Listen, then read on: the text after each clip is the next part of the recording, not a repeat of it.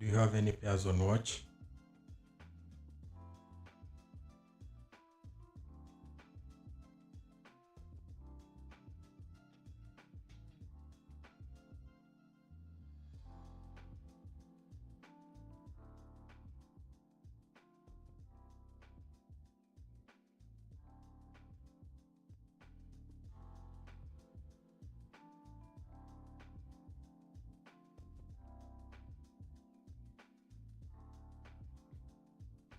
We are getting the sell-off. Now it's all about how this candle is going to close. So this was my high. And this is just based on my pivot highs and lows. There are ways in which I look at this. We've gotten the 2 candle break that I like to see whenever I'm looking for an impulsive push. It's all about how this candle is going to close. It's always important to wait for candle close because you might get a retrace and you close with a large wick, which will not be ideal.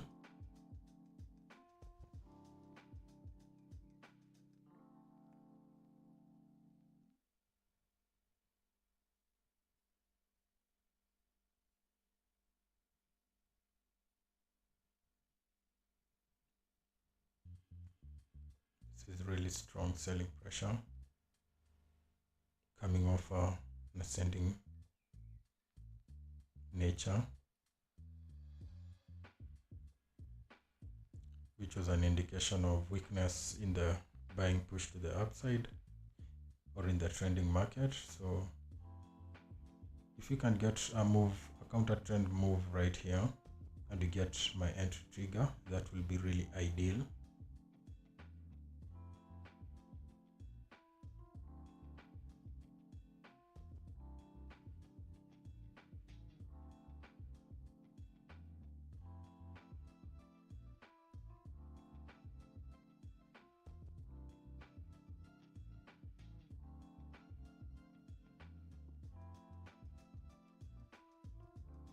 Now we do have some potential support at the bottom here, but if we can get the entry around here, we still have quite a distance before we get here for some good ROI. So it will be ideal if I could get an entry.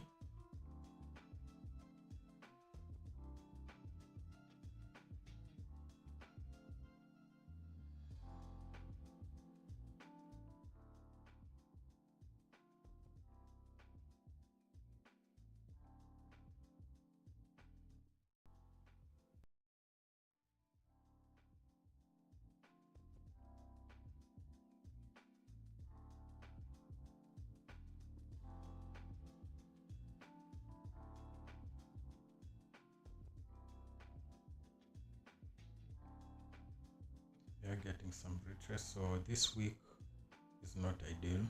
If we close like this will not be an ideal impulsive push.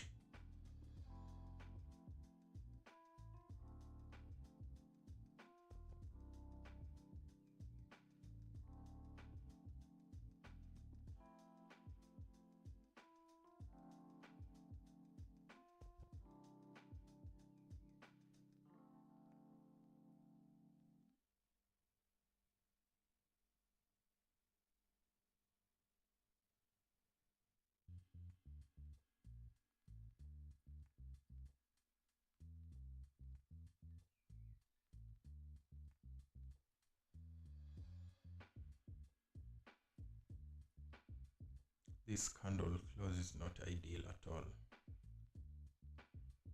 Now, unless we now get another continuation of momentum, another candle closing below this low, it has to be a strong bearish candle close. I will no longer be looking to short the market, so let's wait and see. It's always important to get the confirmation candle.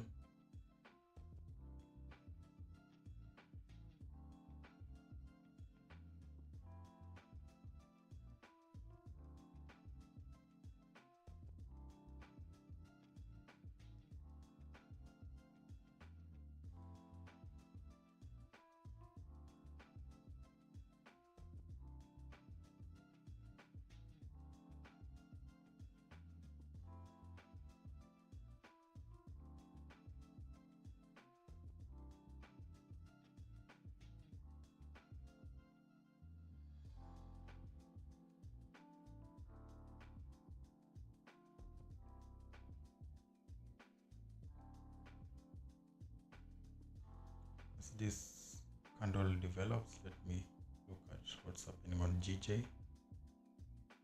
Remember, I'm also looking for shorts on GJ, and I'm just going to break down the price action as to why I'm looking for shorts today, or I have a short bias. So when I look at GJ from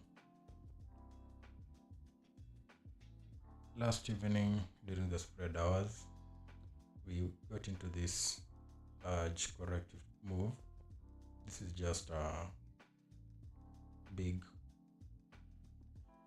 correction as price just moves in a range. We had been pushing high. We had started an uptrend move for a while, but not with a lot of strength, and then we've just gotten into this sort of a corrective move as price just moves sideways.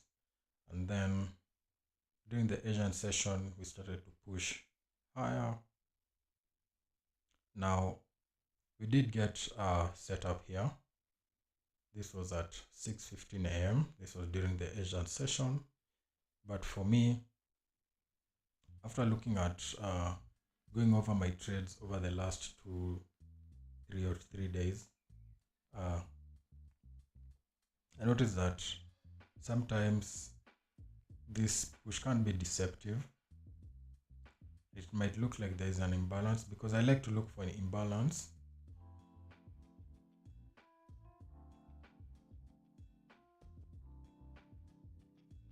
But with this push, it was a good entry.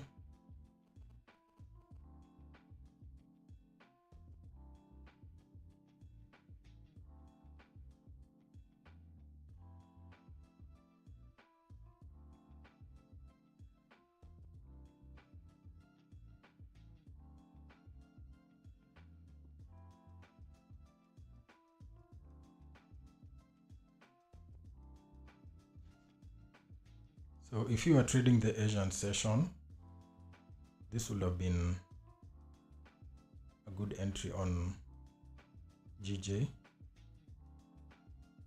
This push coming out of a consolidation, I always say that I like to look for an impulsive push coming out of a market that has been moving sideways. Now the stops on this would have been around 7 or 8, say 8. And the entry would have been at the close of this candle. Now,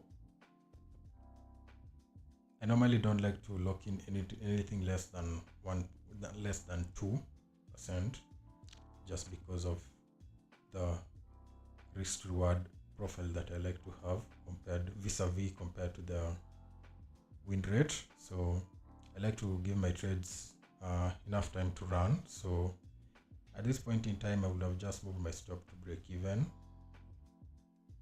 and I will still be in the trade for 3 risk reward, which would have been really ideal. So I do trade the London session and the New York session. I can't trade all sessions, but for those of you who are maybe due to time zone, you can trade the yen pairs during the Asian session. I've noticed the yen pairs perform, out of all the pairs, it's the yen pairs that perform well during the Asian session, and it just makes sense because it is the Asian session. Now for me right now on this GJ, I'm no longer looking to take longs. For me, as somebody who's now trading the Asian session, I missed this move during the I trade the London session. I missed this move during the Asian session. I'm not looking to chase the market to push higher, because as I said, I like to get involved during that first initial push coming out of a range. And also you can see the deeper pullbacks that we are now starting to get. This is a real deep pullback compared to, say, this initial push. You get a pullback, but the strength of the candles in their pullback are small. Look at the strength of these candles. We go all the way and we take out even the pivot low. This will have been the pivot low. See, every time we are pushing higher, we're getting higher highs, higher lows. So high highs, high lows. But look at what happens in this instance. We come, and every time we just respect, we don't come and break the previous low, but in this instance we come and break this low. So this for me invalidates, is an indication that this uptrend is about to end. So now I'm looking to see if I can get the buying pressure getting exhausted.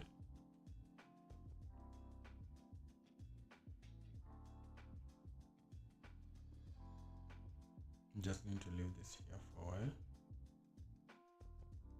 just to see at what level would have been tugged out of this trade. So for me right now, what I like to see is, can you push a little bit higher, break that high, then we get an ascending channel or nature. We get some price taking us higher but getting retracing, breaking highs but getting sellers into the market until we get an impulsive push. That will be ideal. That's all. Let me just leave that here.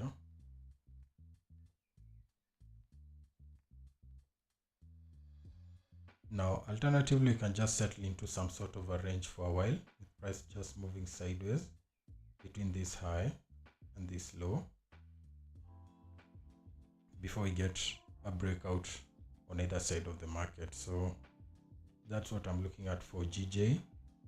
I missed out on this trade during the Asian session, but I do not trade the Asian session. But it's just good to see that these cycles do play out and work even during the Asian session, especially on the yen pairs.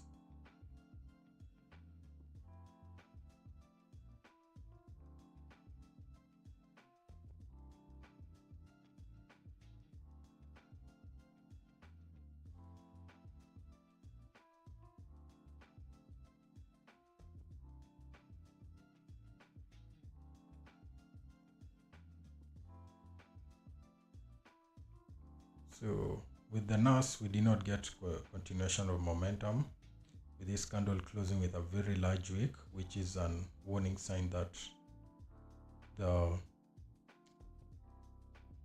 downtrend that we would expect coming from this sort of an ascending nature or push to the upside might not play out. So right now it's better to just sit out and wait. You might settle into some sort of a range in around this high and this low. So for the NAS, this will not be a priority right now for being on watch. And with the PPI news coming out of the US during the New York session, price action or getting involved with the NAS might end up being a little bit tricky today. As I say, today it's a slow corrective day. Seems the move was during the Asian session on GJ.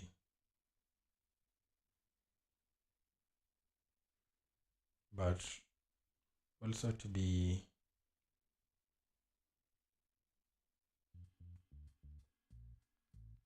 a little bit frank, this would have been mostly a valid trade, because when I look at this push,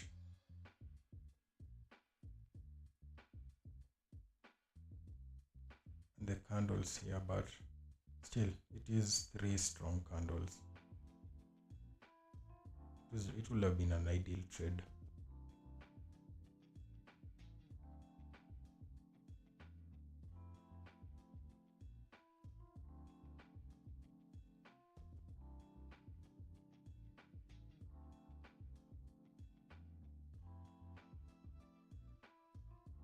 So without the JPY, let's see how we are going to break outside of this range, either to the upside, to the downside. But if we break to the downside, then you'll have to be aware of this potential support area here. Not even that far, just here.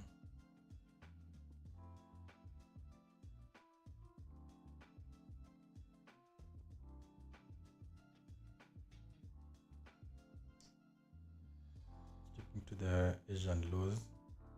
So if you do push to the downside, we'll have some potential area of resistance here. So there won't be a lot of potential for ROI. So I would not be looking for shorts. I'd prefer to see us just hovering here around for a while, and then we break outside to the break upwards impulsively.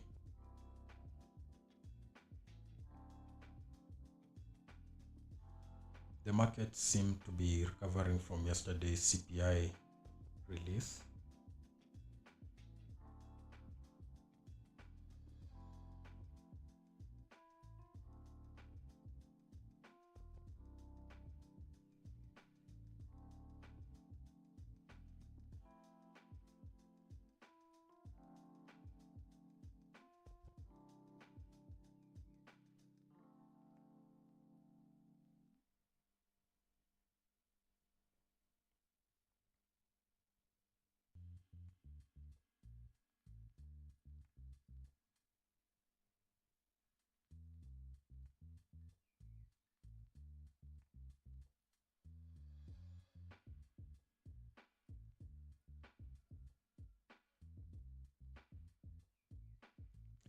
So right now for the London session, actually have just two pairs on watch, GJ and ODJPY.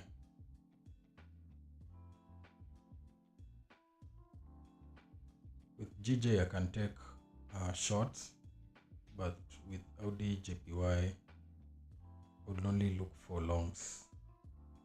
Although we might get the sell-off on both pairs. If you do get the sell-off on both pairs, the most ideal trade will be on GJ, because with Audi JPY I have this potential area of support here at the bottom, which is not ideal.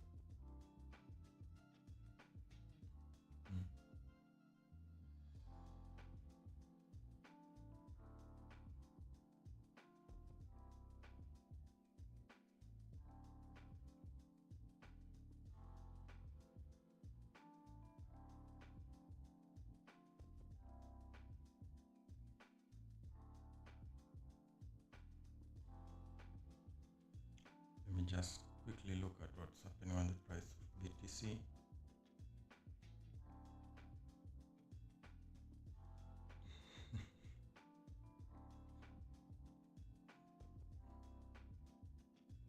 So today the market has dropped by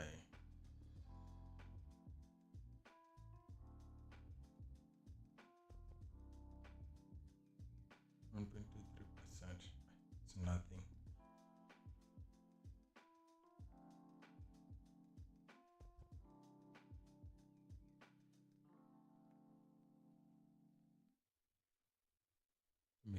Let me quickly take a look at what's happening on the 1 hour.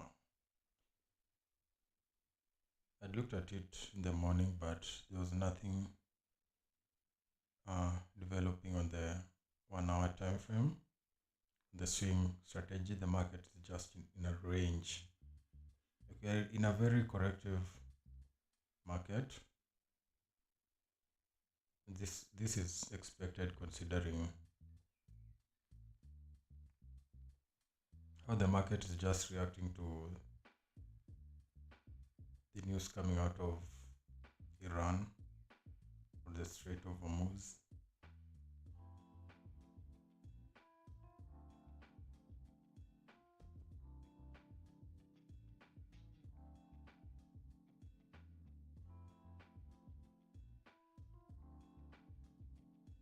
Like, I will be interested to see how the DAX is going to break outside of this consolidation. If you can break outside and we get some strong impulse push to the upside, I'll be looking to see if we can get a correction during that first impulse push to take long entries. So that will be the only pair on watch for this week on the DAX, probably. On the swing approach, because the other markets are in such corrective phases. This is also in a corrective phase, but it is the type of correction that I like to see. You can very easily break outside of this correction.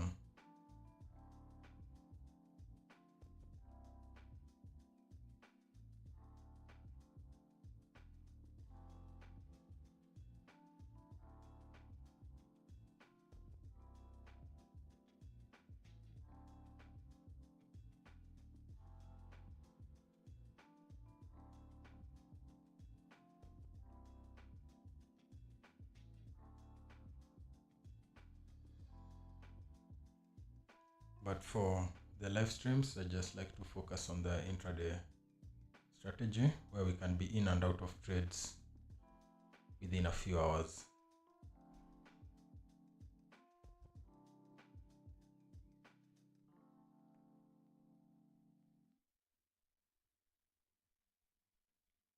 So with GJ, we could get into the range or we could break outside. Right now it looks more likely like we are going to settle into some sort of a range before we can get our breakout that I'm looking for.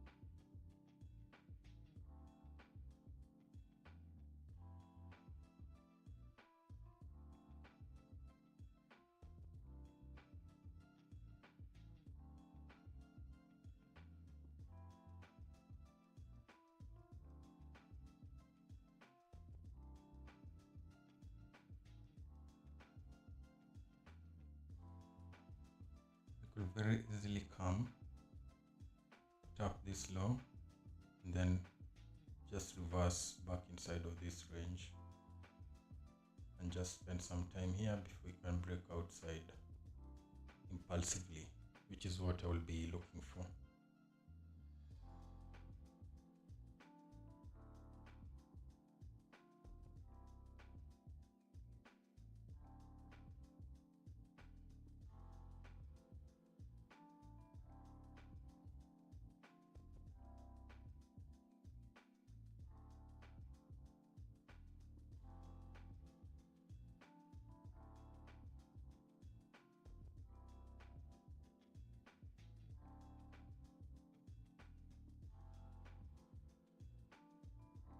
So for those joining the live stream, I'm looking for shorts on GJ or even longs, depending on how we are going to break outside of this consolidation. I'm expecting market to range here for a while before we get our impulsive push that I like to see. Similar to Audi JPY. We have very corrective markets today, coming out of the CPI release yesterday. And we're also going to be having another PPI release coming out at 3 p.m. Kenyan time, or 1:30 p.m. 1:30 p.m. or 3:30 p.m. Kenyan time, 1:30 p.m. London time. So I'm not looking to get involved in the markets during the New York session, and also don't want to hold trades as we approach the New York session.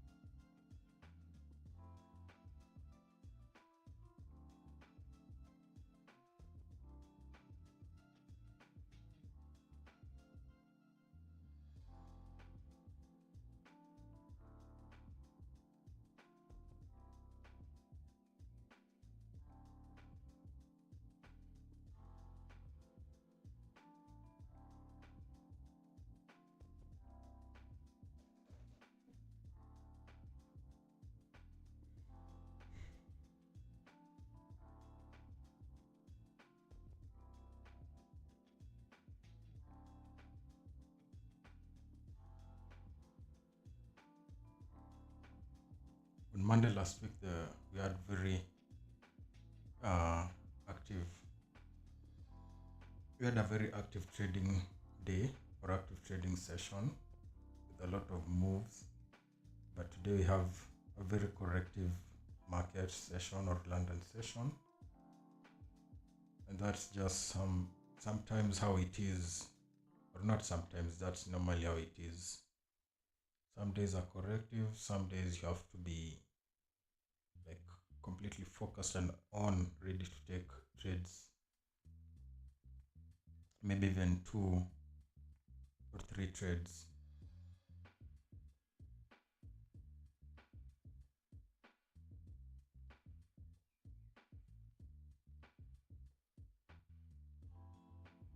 Now we are just about to approach the end of the first hour of the London session.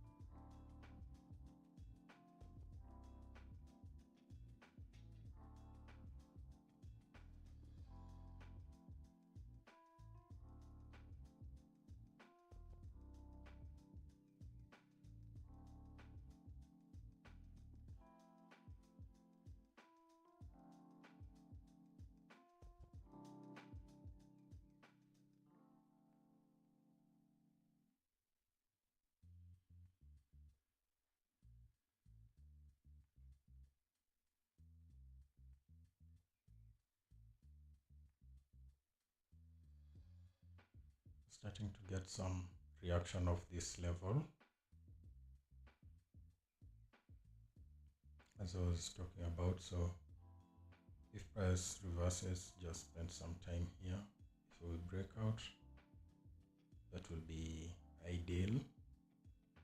If we do get the breakout right now, I don't think that will be an ideal scenario, because once you get this sort of V-shaped price recovery, normally get some sort of a range or consolidation. So it's better just to wait for that consolidation before we look for short entries.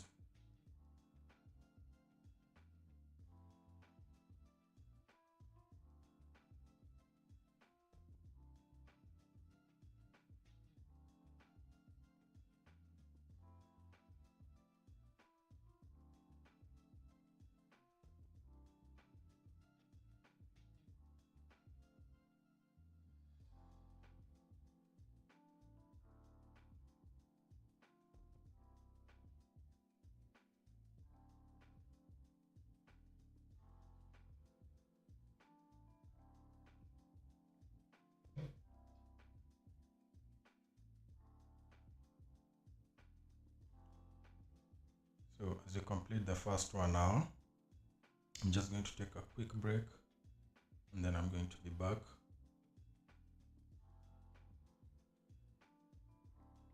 Still have to wait for market to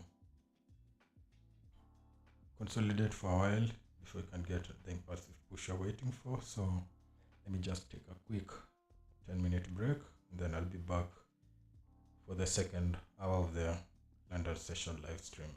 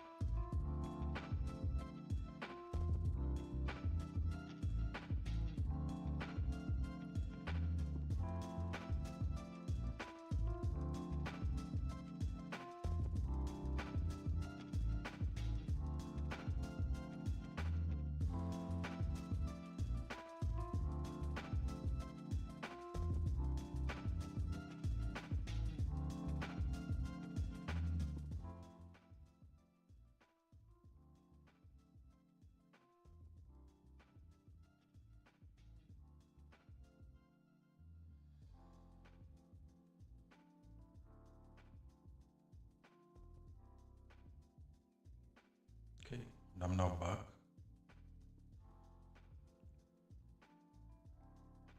Price is still in the consolidation or the range.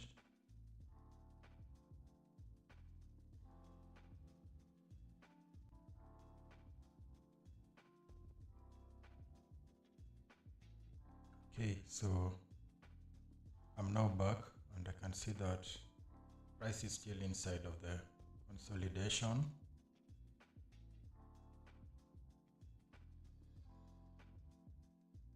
As I said, we might need to be in this consolidation for a while. With GJ, we've just broken outside of the consolidation, but I do not expect price to continue pushing higher from this move here because of this V-shaped sort of price action inside of this range. This push to the upside and this then strong reaction. More likely than not, we may get into a situation where that will be the ideal scenario for me to take shorts on AUDJPY. If we can just continue pushing higher, but then we get the exhaustion in the form of a market that is just breaking highs with retracing, breaking highs and retracing. If you can get strong selling pressure coming from this sort of price action, I'll be all over short entries if you can get my entry trigger. So this is what I'll be looking for on AUDJPY. We are continuing to push higher, but I'm not looking to take longs. I'm waiting for price to continue pushing as it is. Then we get some signs of exhaustion in the form of an ascending nature or some sort of a consolidation before we can look for reversals after sellers take control of the market.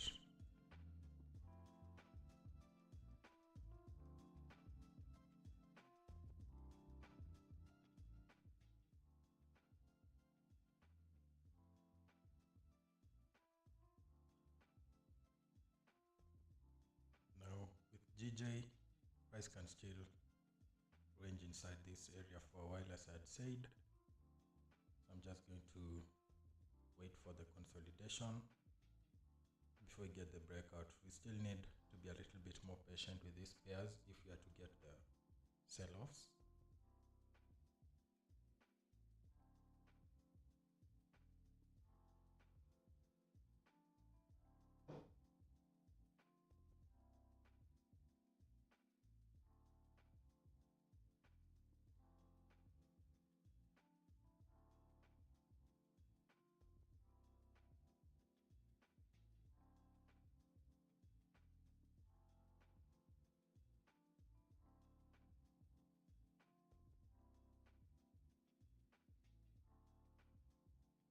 Now, with the NAS, we've continued with the push to the downside that I was expecting the sell-off, but I'm not going to get involved. After we got this large wick, for me, this was a warning sign that may not get continue pushing low for longer. And even though we've gotten this candle breaking this low, I'm still not going to get involved because you can see we broke the low and we've retraced this. The candle that followed did not continue the momentum to the downside. So might just get into a scenario where we get a reversal. And even if we do get continuation of momentum to the downside, we have some support areas over here where we might get some buyers in the market. So I'd not like to get involved with the NAS 100. It was a pair I was looking at the start of the London session,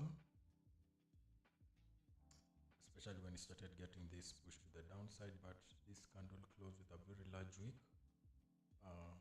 invalidated continuation entries for me. So I was no longer looking at this pair to take shots.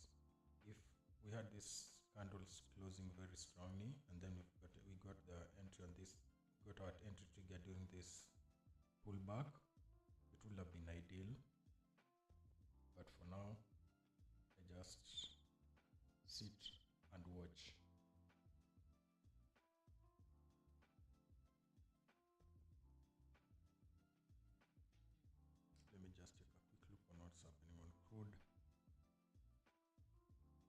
crude, we're just taking out these pivot highs.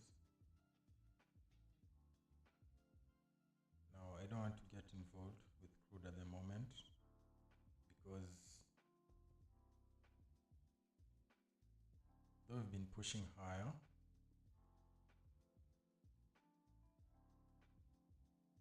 like throughout the Asian session, the closing hours of the New York session, heading into the Asian session, we've been pushing higher. Now we have this huge correction. This for me is like a large corrective phase, then price continues to push higher, but I do not like the fact that we've had this very big correction.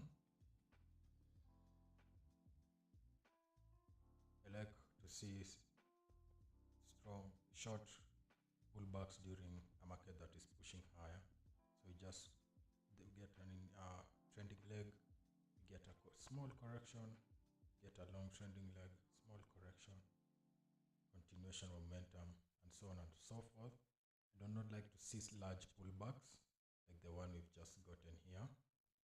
So I would like to see if we can get continuation of momentum to the upside, get some sort of range consolidation. Before now I can reassess. So that is not likely going to happen during today's London session. My focus for today's London session is on two yen pairs, AUD/JPY and GJ.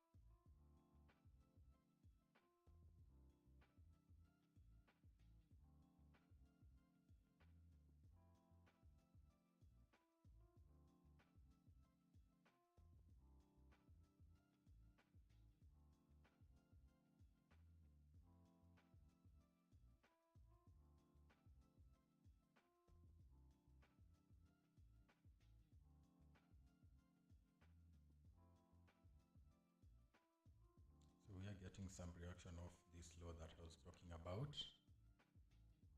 So if we do go back inside this consolidation area, it will be just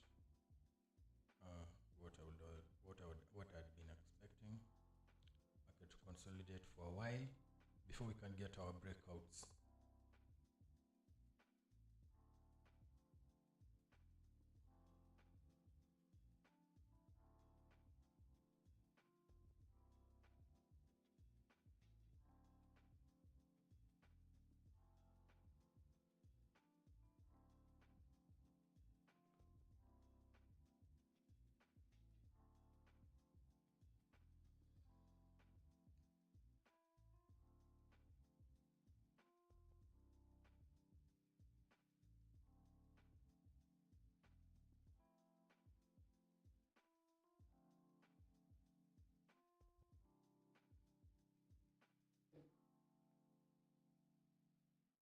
Okay, we are breaking outside of the consolidation,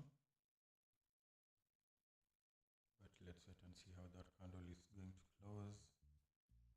And are we going to follow it up with another strong candle?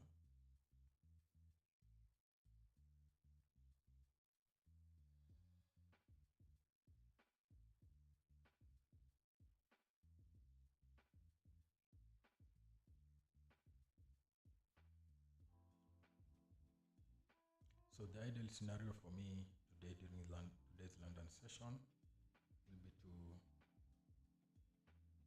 take some shots on AUD/JPY or GJ. With EUR/JPY, let me just see.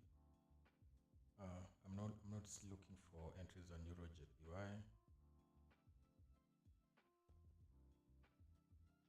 We'll look at New Zealand JPY, but also Ideally, I would not like to get involved on New Zealand JPY. My main pairs on watch will be GJ and ODJPY. I already went through my reasons for not looking at the the USD pairs, because price is still inside that price action range. That price action that was a reaction to the CPI. So we're still in a very corrective phase on all the USD denominated pairs, and I've gone through this at the start of the live stream, so you can just go back and check as we wait for price to continue to develop and give us opportunities today.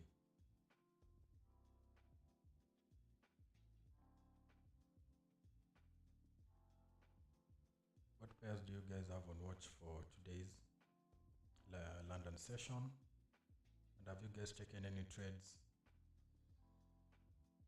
Yesterday, as I said during the London session on Monday, I was not looking to get involved in the markets because of CPI, and we did get a very strong reaction on CPI release yesterday, which has even caused the markets to be very corrective today, especially on the dollar denominated pairs. Now at 1:30 we have another high impact news on the USD, which is the release of the PPI, and we also have the Fed chair speaking maybe another 2 hours later. So as I said during the start of the live stream or during the start of the London session, I'm not looking to be involved in trades during the New York session today because of a lot of high impact news being released and the market still being in a reactionary phase to the CPI release yesterday. Gone through these details at the start of the live stream, so you can just go back and see for yourself. But for now, we're waiting to see if this push to the downside can be sustained.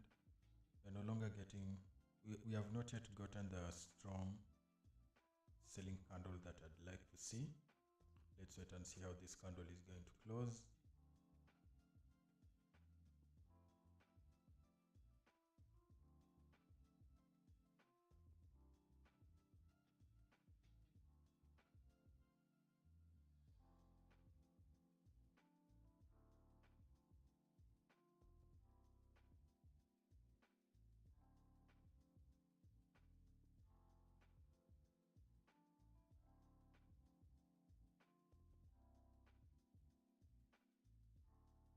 I don't expect this move to be sustained, but let's wait and see.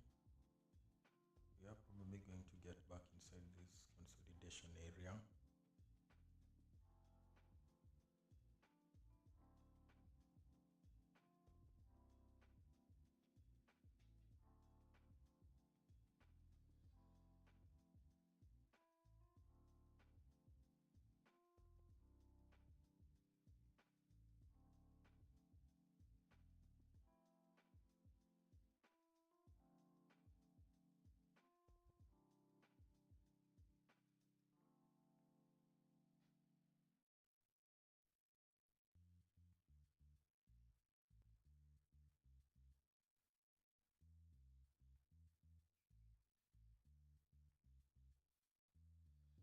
Today is a very slow corrective market, not like Monday when we had a lot of uptrends. We had a lot of trending markets and we had to be very active, although we ended up taking losses. It was still a very active trading day, not compared to today. And that's why I normally say I might take maybe 2 or 3 trades in a week, sometimes 4. I took 3 trades on Monday, but yesterday was not an active trading day. Today might be a slow trading day. Maybe if I'm to take a trade, maybe I'll take only 1 trade. So then we have tomorrow and Friday, but I like the fact that on Thursday and Friday we do not have high impact news. We only have one high impact news on Thursday, just before the start of the London session on pound. So we have two really good days to trade on Thursday and Friday. So if we do not get opportunities today, it's still ideal, because I know tomorrow tomorrow we have a clear trading day without any high impact news, and also on Friday.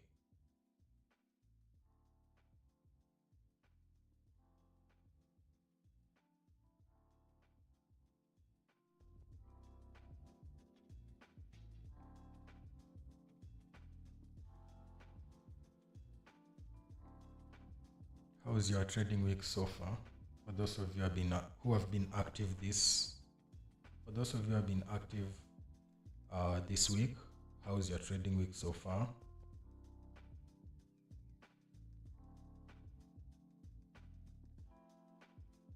Are you in the red like myself?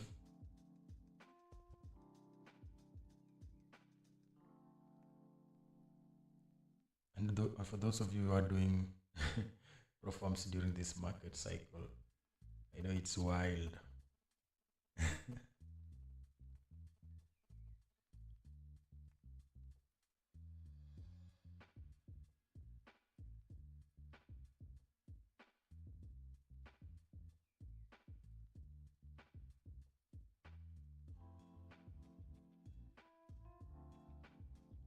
So we did not get the continuation of the momentum.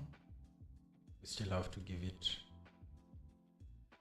some time. As I said, I was expecting price to fall back inside this consolidation area range here for a while before we can get the impulsive push that I will be looking for.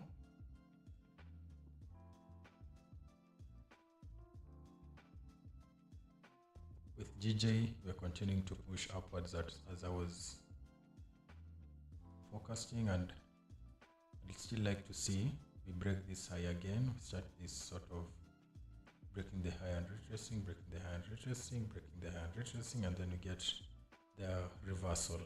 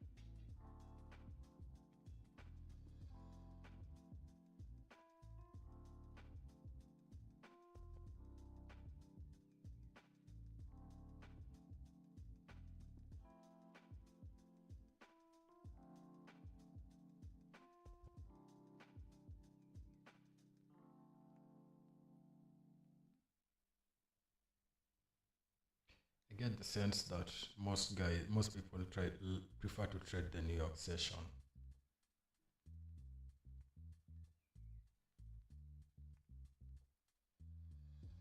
Compared to the London session.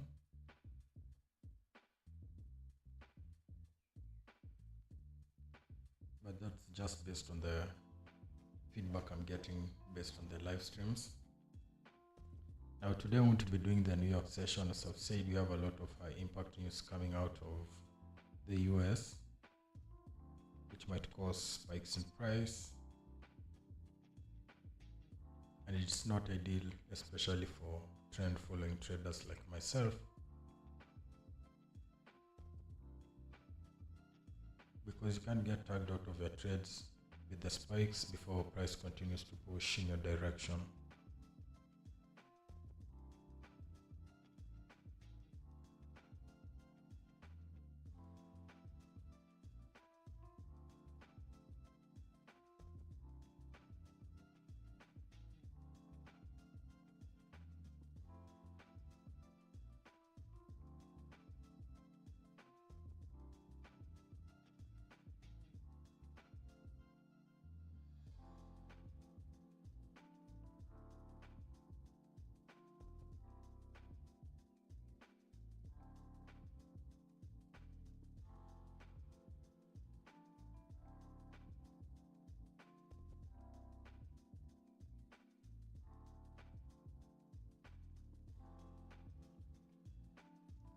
Today is one of those boring market days, which are very slow and corrective. But we still have to show up in case we can get any opportunities. And as I normally say, this would have been an ideal day for me to just get on and do other things. I will not be sitting and staring at the charts. I only do this because I'm doing the live stream. Because if you're not live streaming, I don't just see the sense in just sitting and waiting, staring, because no amount of staring is going to make the market move in your favor. So once you've done your forecast, so that's why I prefer to do the forecast before the London session, and that's why I always start the live streams with the forecast for the London session for the day, because I can be able to pace myself, knowing that today we probably have a lot of activity. I might need to be a little bit more on or more aware, and maybe look at the market from time to time. And in instances like today, I could have just gone on with my day and do other things and just look at the markets every maybe that 1 hour or 30 minutes most likely, because I only have 2 pairs on watch and they're in a corrective phase. So it will take some time for the trade to play out, and in such instances, that's an amazing opportunity for you to do other things and not just sit and stare at the charts.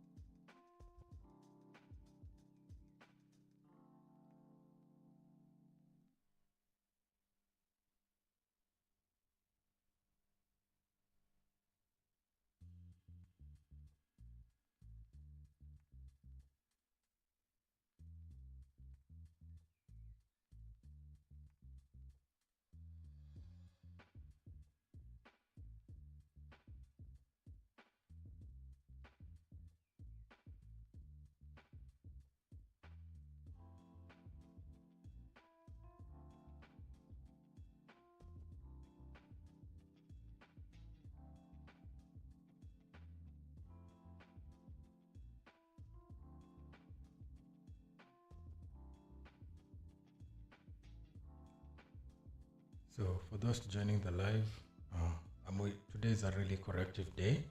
I only have 2 pairs on watch currently. Audi JPY, New Zealand JPY, waiting for exhaustion of this buying pressure to look for sales on Audi JPY. And I'm also waiting to see if we can get into some consolidation here for a while before we break outside of the consolidation area impulsively. If we can get some strong selling pressure coming outside of this consolidation area, I will be looking for shorts. So let me just put that here just to be clear. I am looking for shorts to take prices lower, and these are the only 2 pairs on watch for me today. In another few hours we'll be having the release of PPI, and the New York session will be accompanied with a lot of high impact news coming out, so I won't be involved in the markets during the New York session.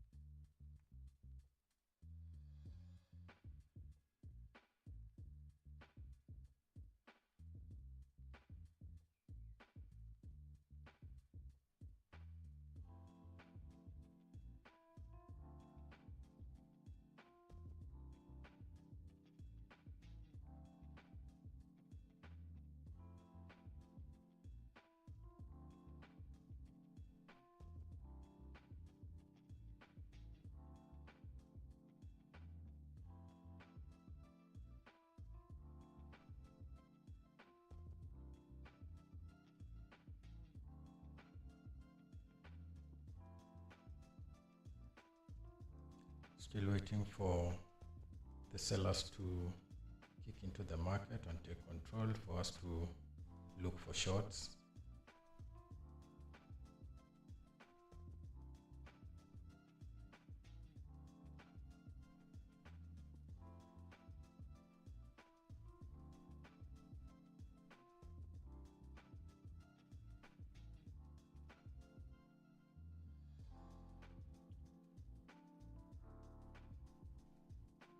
So what's your bias on gold? Are you looking for longs or shorts?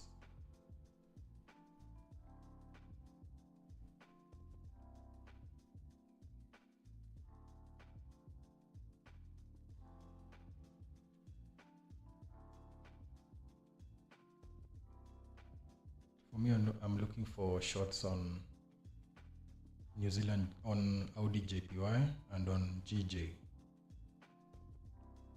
I'm not looking to get involved with gold today. I'd given a breakdown of my market forecast for the indices and commodities, including gold.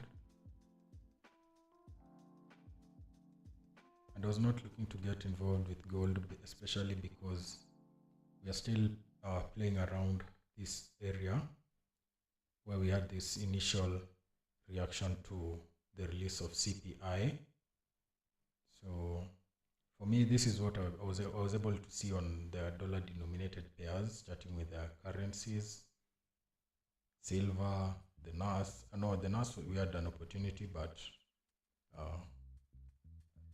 after the price action during the open session, I was no longer looking to get involved. Like in all these indices and commodities, you have this sort of price action.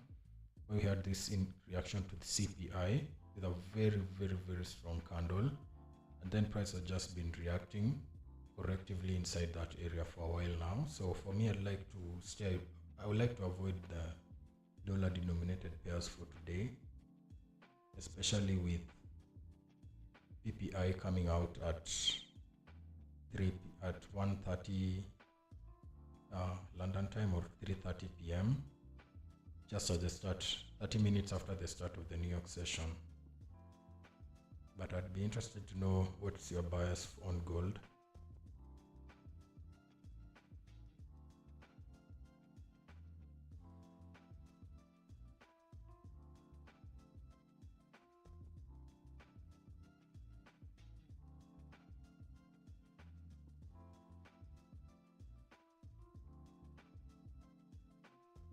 Studies London lows. Just take a look at that quick.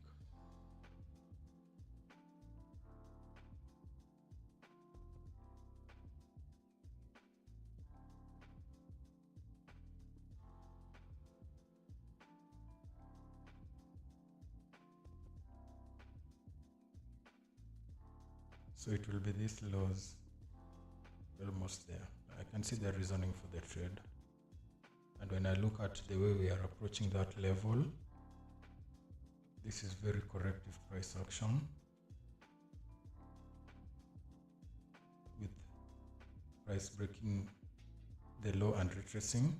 This sort of a descending nature approaching this low. If you do take it out as you are waiting, as you're anticipating, you can see the reasoning for the trade.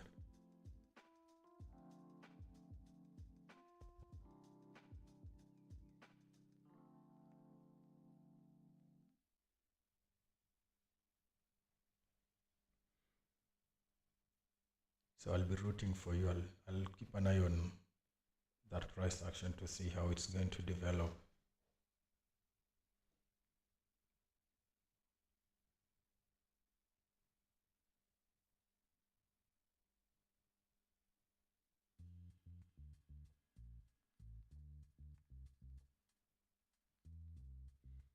You might even get the push you're looking for. If you break this high, like if you break outside of this channel,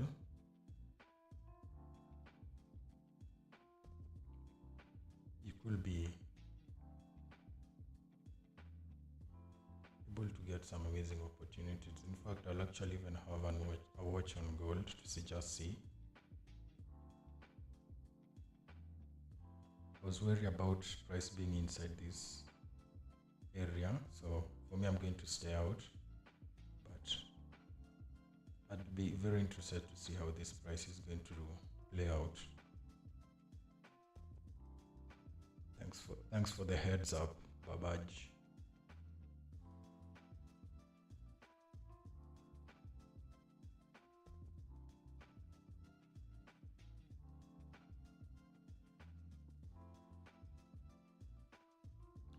What's my thought on trading one pair?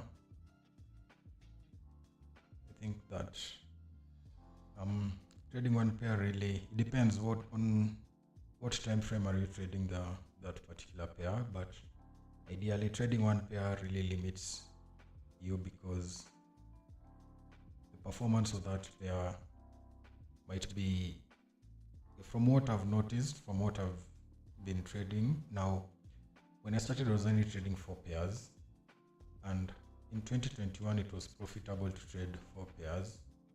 But from what I've seen with the recent market conditions, trading one pair really limits you, especially when that pair is in a corrective phase. So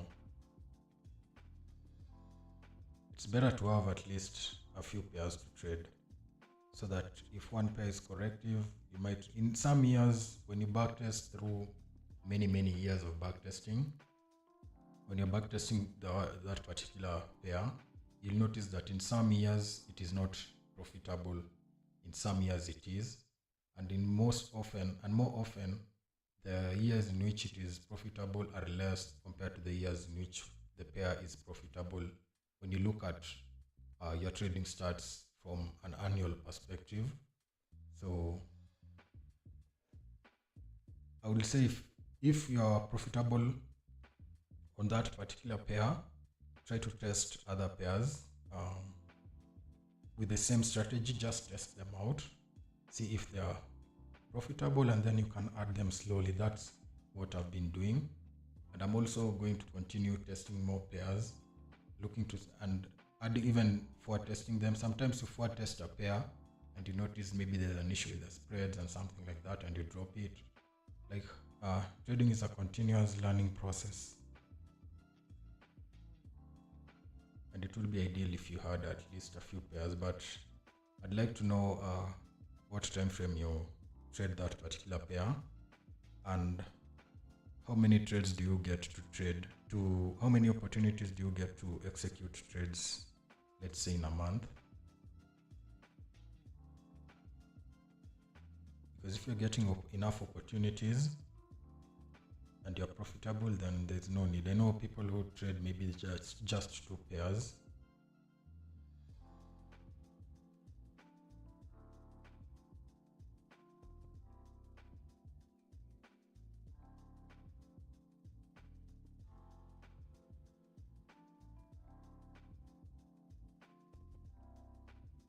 So for me, I'm looking for shorts on Zilla ODJPY, GJ.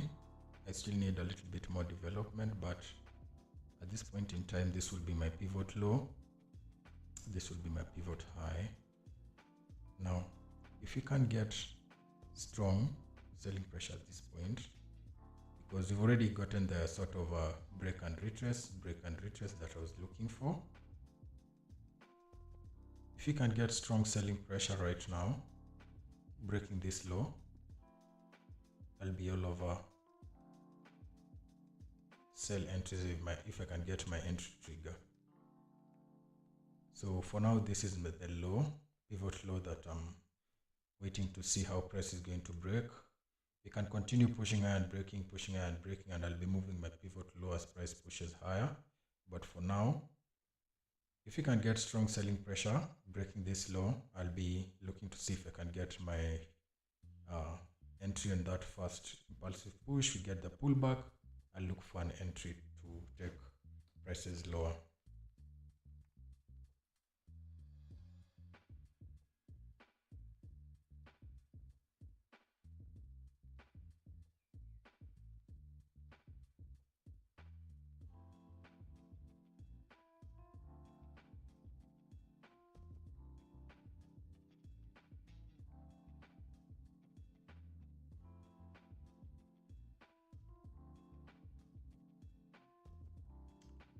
if we didn't have this price action, we'll be all over gold looking for opportunities to take long if we can get a reversal, but for today I'm going to stay out. But for those of you who are looking to trade gold based on your own analysis and the way you trade, you can see the sense in looking for longs or having a long bias. For me, I'm going to focus on ODJPY, GJ and GJ. So with GJ, we have started to break outside of the consolidation, so waiting to see if we can get sustained push to the downside with strong selling pressure, then I can look to get involved. At this point in time, although we've broken outside of the consolidation, still waiting for the strong selling pressure.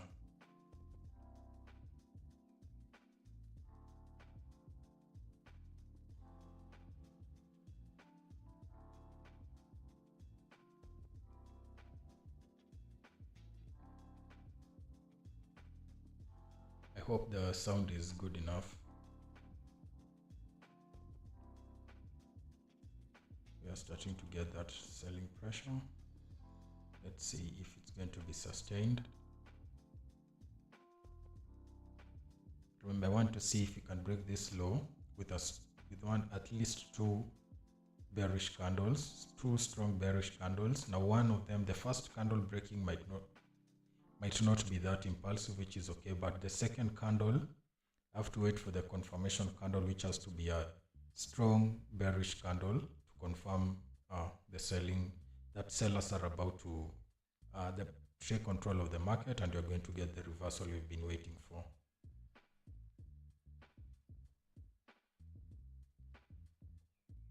Okay, thanks for letting me know.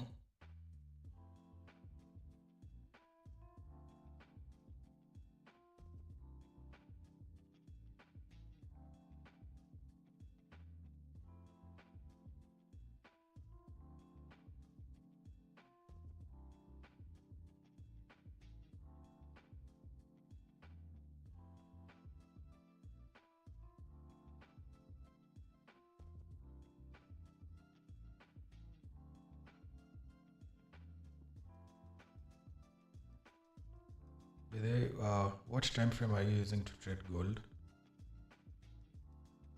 Let me just look at what's happening on the 1 hour.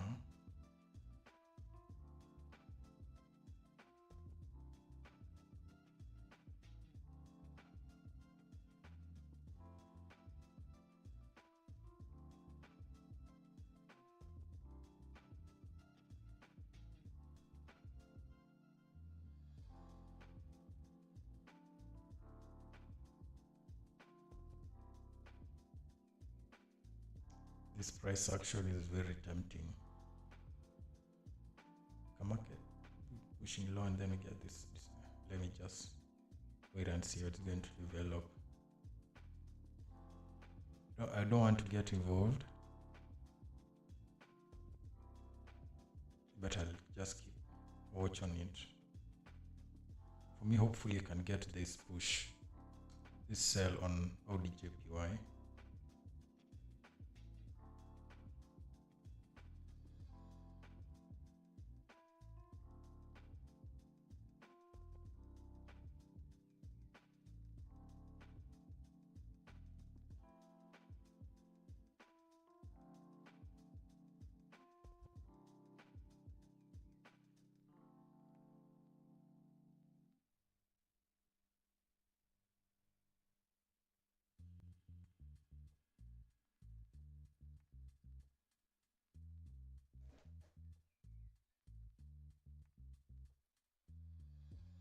But generally today is a very corrective day. If you are to get an entry, maybe you might just get one trade.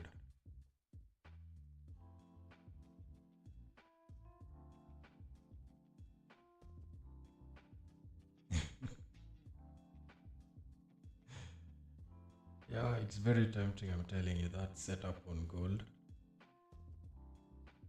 And we're starting to break outside. We're starting to get that push to the upside.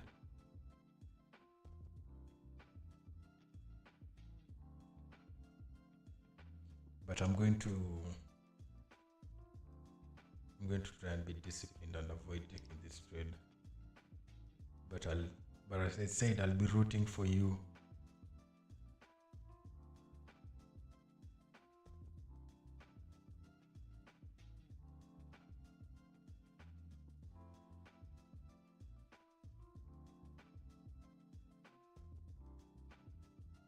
My focus is on Audi JPY.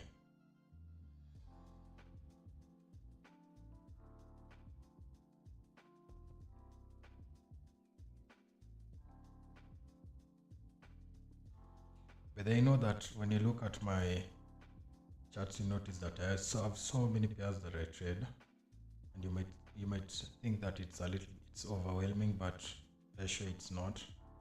It's very easy to go through price action on these pairs at the start of the day and be able to sieve out and just remain with maybe 2 or 3 pairs on watch. And most of the time you'll find that price action correlates on the dollar denominated pairs and on the yen pairs. So it's having a few pairs to trade that are just one, maybe on the dollar denominated pairs, means that whenever you get a sell-off on the dollar, you can get multiple opportunities to get an entry. It does not mean that you'll take an entry on all the pairs, because you also have to manage risk. But it's just an ideal way of giving you more opportunities to get more entries and take advantage of different market conditions, because sometimes you might get a sell-off and you might not get your entry trigger on Euro USD, but you might get the entry trigger on Audi USD or USD CHF. That is why I like to mix up different pairs, even though they are the same. They have the same dollar denominated they have the same currency that across different pairs. So you can see I have Euro USD, GBP USD, Audi USD, USD CHF. These are like 4 currencies, dollar denominated currency pairs, and then have GJ for 4 yen denominated pairs, currency pairs, and then have the indices and commodities. But it's really it's very easy to go through the different pairs, especially when I start with the DXY. And you can see just how I went through these pairs real quick during the start of the London session. During the start of this London session, and even though I have all these many pairs that I'm trading, you can notice that I only today only have 2 pairs on watch, and I might not even take any trades.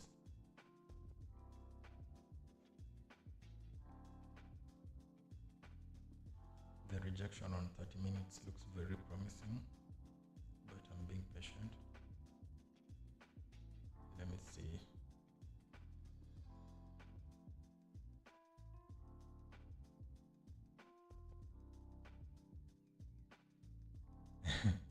As I say, this price action, the 5 minutes, is very promising.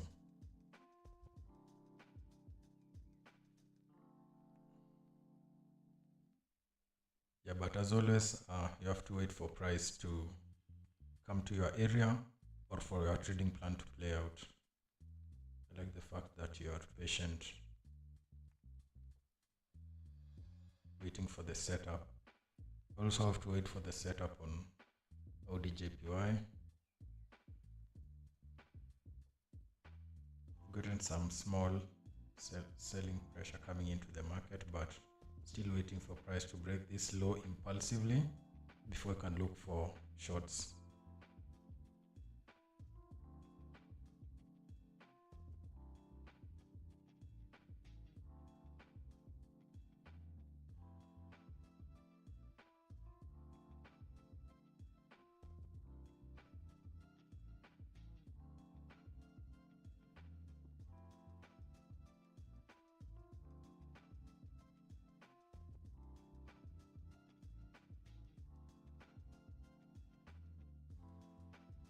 GJ, we have not yet gotten the strong selling pressure to confirm momentum, so still need a little bit more time for price to develop. But as we continue to push lower and lower without getting that strong selling pressure, it makes this particular pair more enticing compared to ODJPY. So for now, this will just be on green, and I have ODJPY on red, because this is now looks like the pair that can provide the highest probability setup. But as I said, price might also start to move in a different direction. We get a bigger corrective phase and we end up not getting opportunities to take trades. Now, as I said, we have a lot of high impact news coming out during the New York session, and I don't want to get involved in trades whenever we have high impact news being released. So I might have to stay out of the market during the New York session.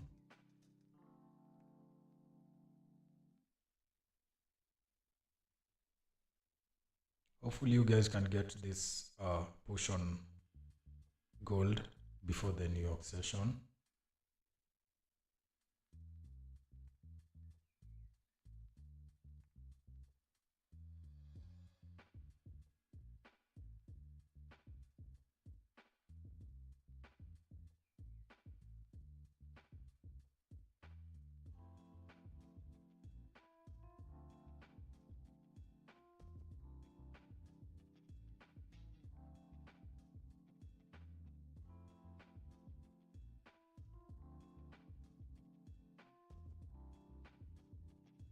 Have you guys taken any trades this week? I think there's someone who also had a long on gold, similar to me during Monday's live stream. My trade ended up being a loss. And when I look at the price action on gold during that day, I think that if you had a long, you probably ended up taking a loss.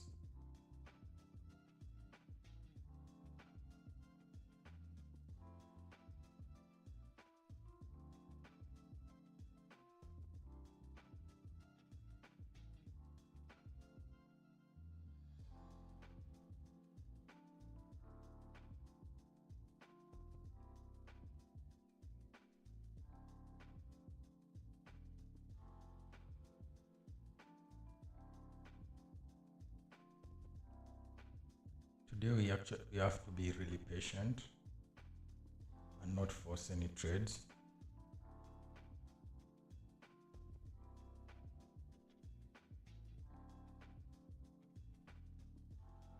It could be very easy for me to say that, this market is going to reverse. Let me just take a short even right now and have just this big stop above this high.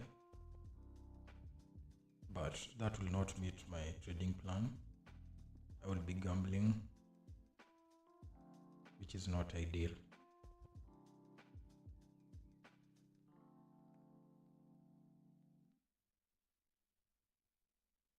So for now, we just stay patient and wait for the setups to play out.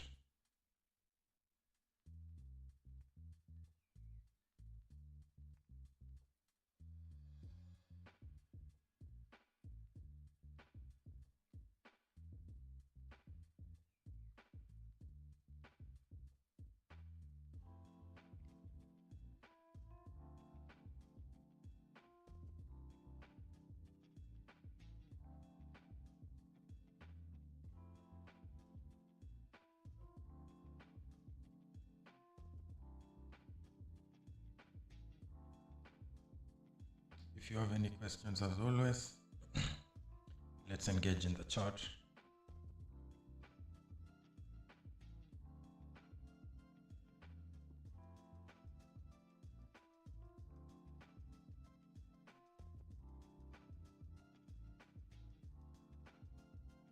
And see, we are getting the push coming out of the descending nature.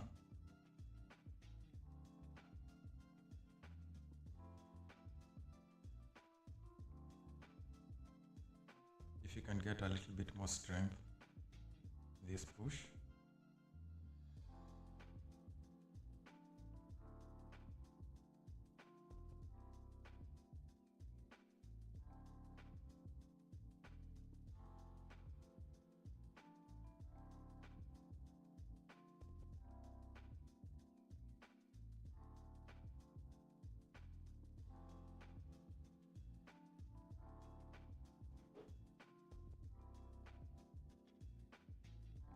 I think that if you get strong selling pressure on ODJPY, you might get your push to the upside. I'm not saying it's correlated. I'm just seeing the way price is developing based on price action on gold.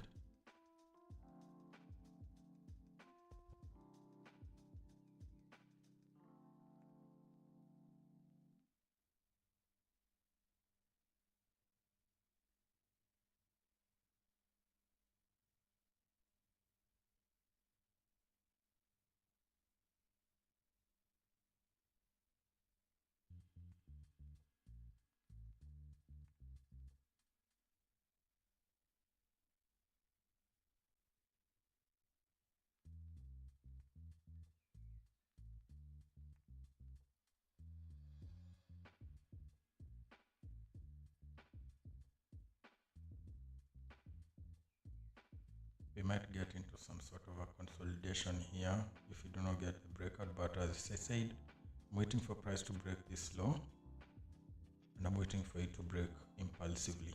I'm not looking for longs on Audi JPY for today, so even if price decides to continue pushing higher, I'll not be looking to get involved with longs, that is.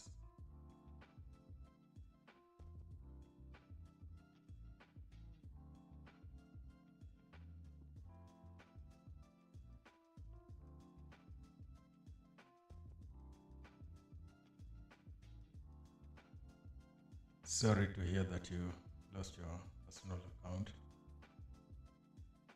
but it's also good that you actually did a review and you actually accepted that it's your emotions that cost you. You didn't have a stop loss, or you normally don't place a stop loss. That's why I actually have a stop loss on every order, every trade that I take. I always have a predetermined stop, so that if price goes against me, I'm out of the trade.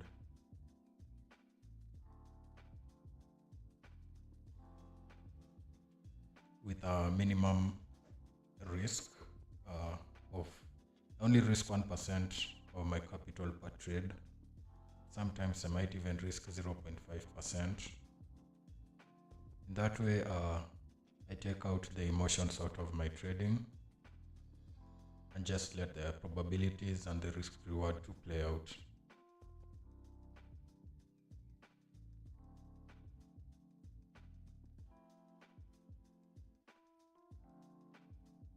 Like on Monday, I took 3 losses, but when I look at I took 3 losses, but it was a maximum of 3% loss because I risked 1% on each trade. And that 3% I can recover with just 1 win.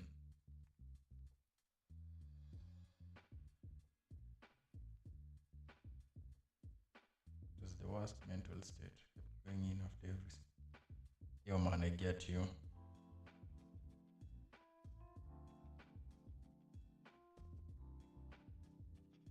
But that's the importance of having a set trading plan, so that you know that there are certain things you're looking for in the market, and if you don't get it, if you don't see it in the charts, then you don't take a trade. And if you take a trade and you're wrong, this is the thing about each particular trade that you take. No matter the analysis that you do, it does not mean that price action is going to react and move in your favor. And if it does, don't get it into your head that it is your analysis that has moved price action.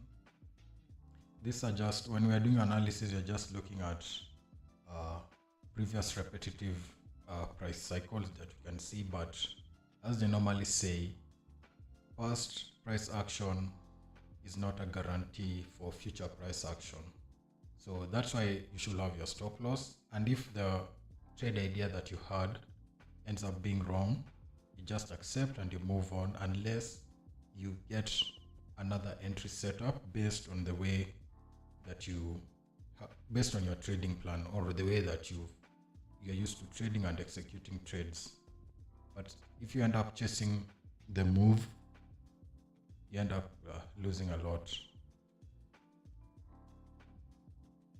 And I get it, like taking a loss, you obviously want to get back in and recover the money that you lost, or the percentage of capital you've lost. It's very easy to chase the market, but ideally you need to have a trading plan that you stick to.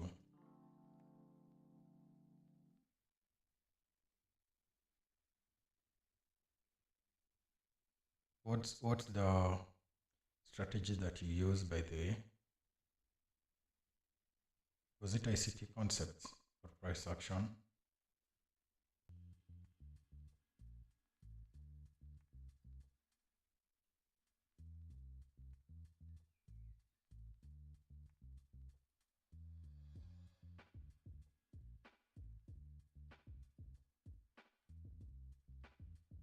So we are continuing with the push, the upsides on AUDJPY.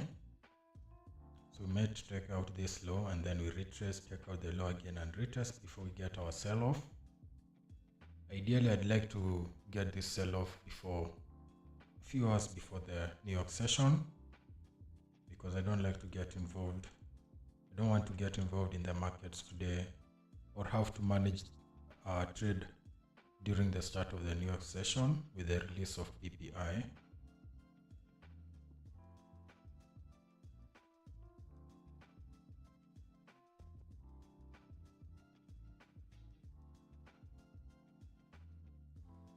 But so I know that with time you'll obviously get over trading kind of both ICT and price. Okay, I know people who do that combination.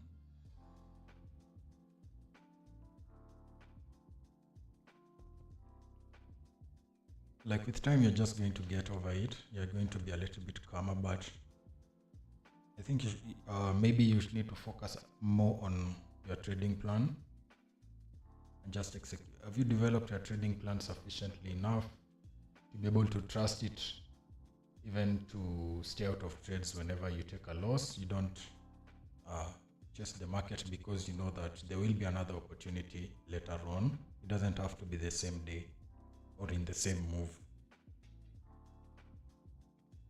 I think with time we're just going to get a lock on it.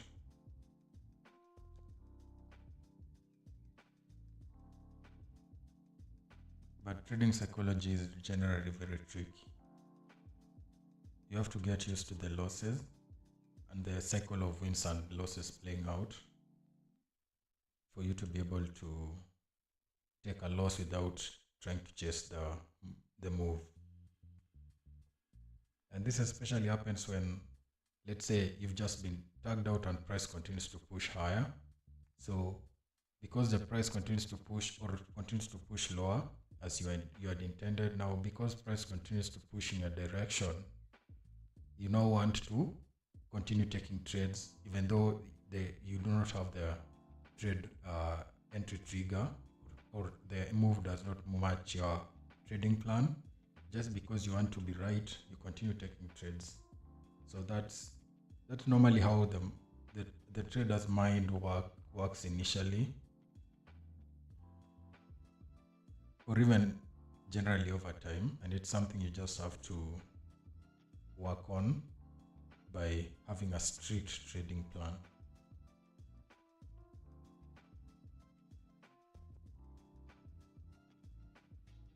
So you can see gold has cooled down a little. We have not yet gotten the push that I think you are looking for.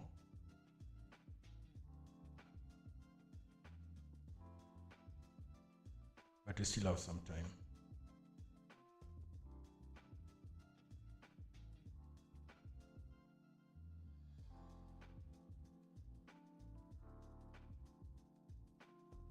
As I said, it's a good thing that you actually do some review and you get to realize actually the issue that's affecting your trading. Because once you identify the issue, then you can work on solving the issue.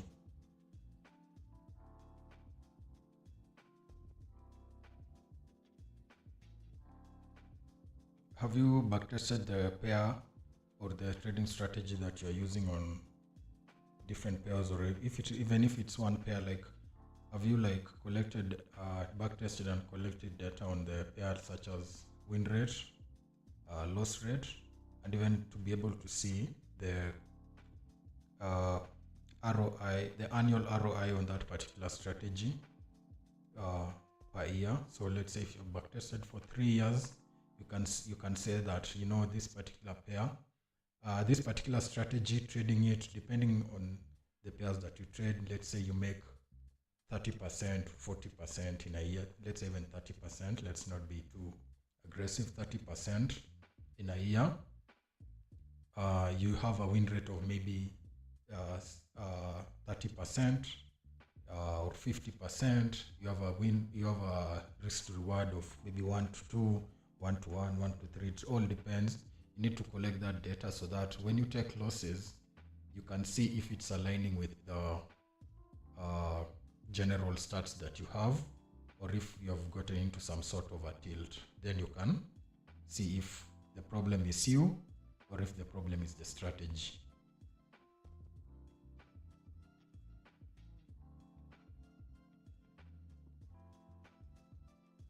I normally say that for me, I know that my strategy has a very low win rate, probably playing around 28% to 35%. But what I do know is I have the trades that I do take that end up being wins have a high risk reward ratio based on the way I manage the trades.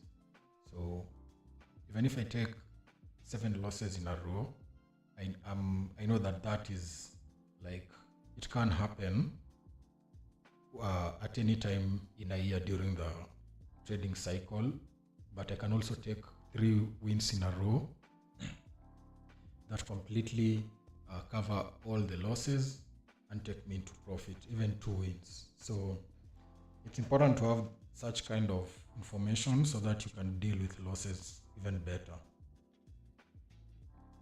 and you don't end up chasing the market. I think that's one of the best ways to be able to deal with losses, is knowing those sort of stats.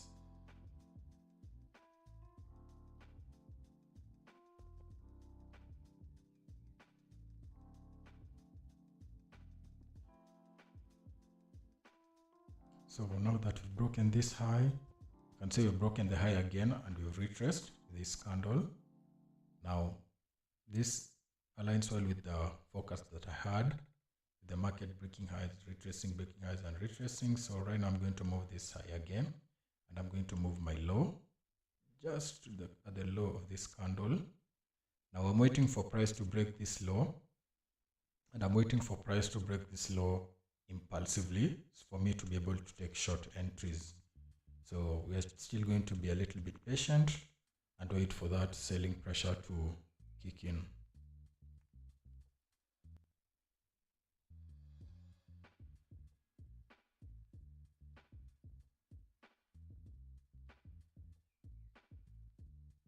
So far today I've not taken any trades, and it really looks like a really corrective trading day, and I'm keeping my trading today only limited to the New London session. I don't want to get involved during the New York session because of the high impact news coming out during the start of the New York session at around 1:30 p.m. London time or 3:30 p.m. Kenyan time. We'll have the release of PPI. Then we also have somebody from the Fed, from the, what do you call it? Let me just take it quickly. With the Fed chairman, actually, it's actually the Fed chairman speaking. So that's actually going to affect price in some way. So I don't want to get involved today during the New York session. So I'm waiting to see if we can get this sell-off during this London session. Ideally, I'd like to get the entries just before, let's say 11:30, so that we have a few hours for the trade to run before we get the start of the New York session. Now, if we do get an entry and price moves, and we are in the price moves in our favor, and we have quite a distance before the between my stop and the current price while we are about to get the release of PPI, I might think about, but no, I don't want to get involved. I don't want to manage a trade through PPI release. So hopefully I can get in and out of trade. I can get in and out of a short entry before the release of PPI.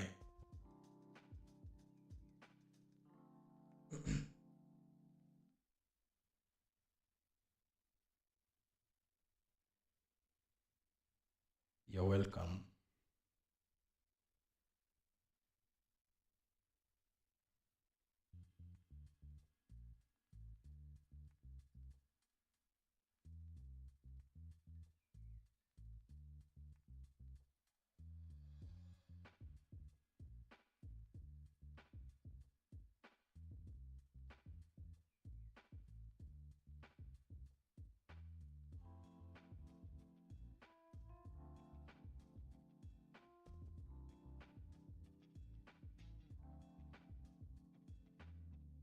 Let me just take a quick look on what's happening in other pairs, just so that I don't miss out on anything, although I was not expecting anything on these pairs.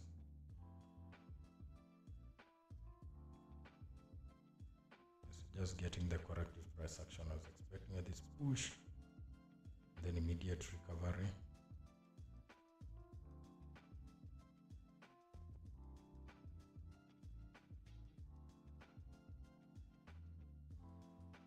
For those of you who are looking for longs on gold, you have very promising price action. It's all about waiting to see if we're going to get the impulsive push, but I'm not going to get involved with gold entries today because of price being in and around this area where we had this initial reaction to CPI. For me, my focus will remain on OD JPY, but I'm rooting for those of you who have a long bias on gold for today's session.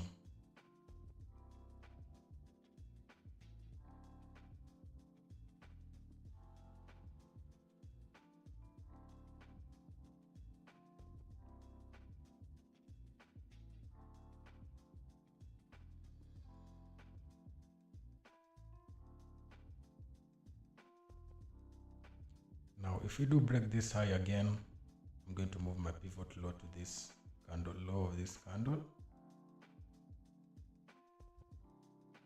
No, it's actually going to be the low of this candle.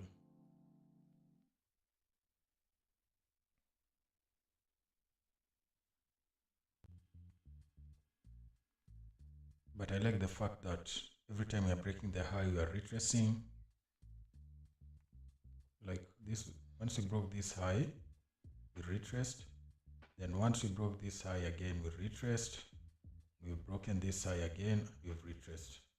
This sort of price action shows me that we're starting to get sellers at this high level, these levels where we are at right now. It's all about waiting to see if we can get the buyers that are still pushing prices a little bit higher, completely exhausted, then you can get sellers taking control of the market.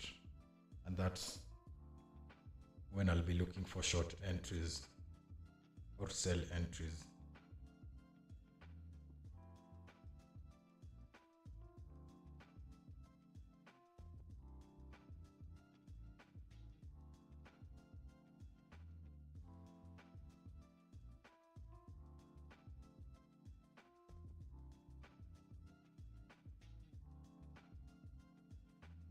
So we have broken this high,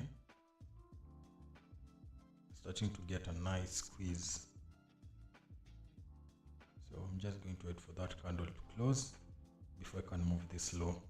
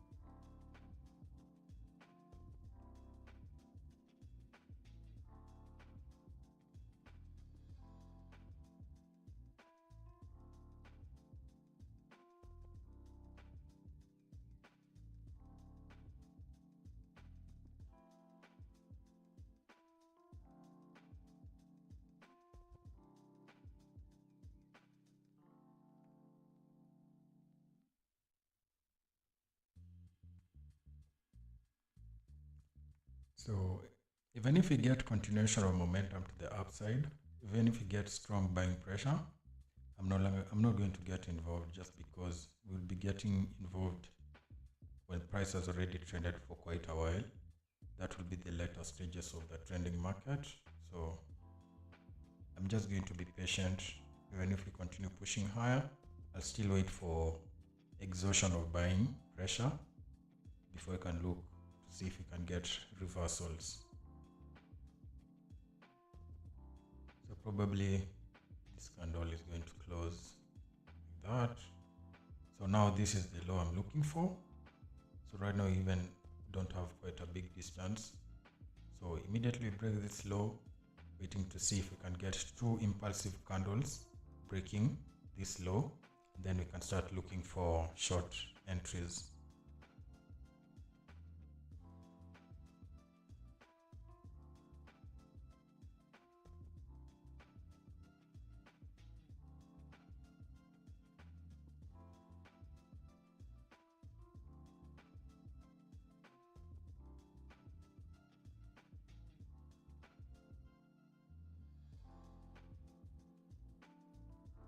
These are just pivot highs, pivot lows, and there are ways in which I determine my pivot highs and pivot lows.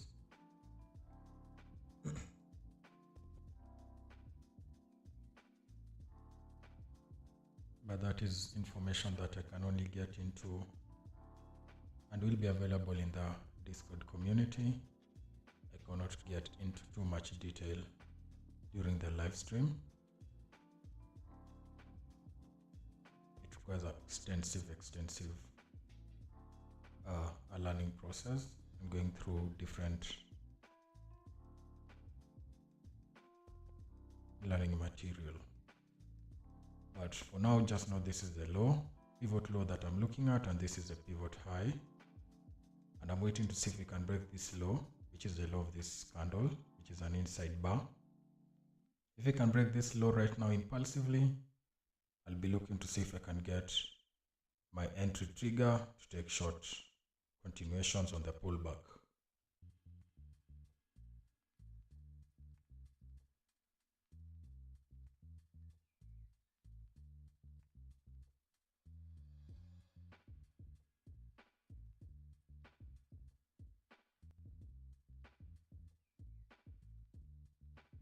I really like this price action here. This is a very short ascending nature. It's a short squeeze at the top of a market that has been pushing higher and higher for quite a while. So it's really ideal. Starting to get that selling pressure. but we have to wait for price to break this low and to break it impulsively.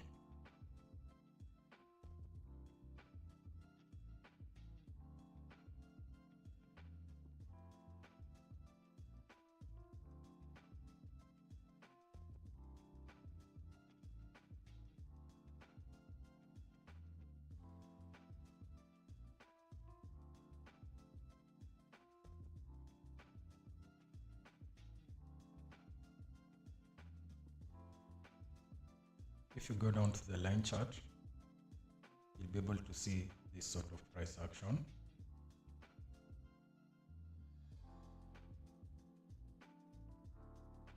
It's just playing inside some sort of a zigzag ascending nature of channel. So let me just go to the line chart so you can see this is the sort of price action I'm talking about.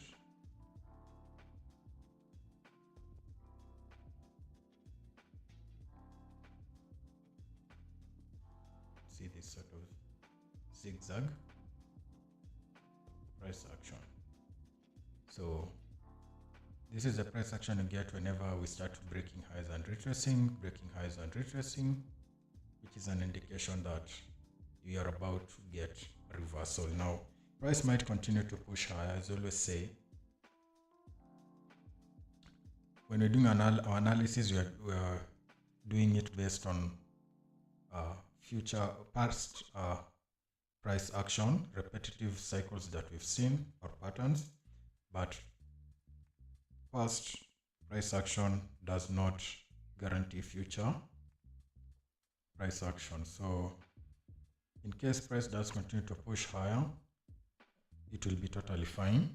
I will not get involved. As I've said, I'm not looking for longs on ODJPY today. I like this exhaustion that I'm seeing at the top of this uptrending cycle, and I'm waiting to see if I can get reversals.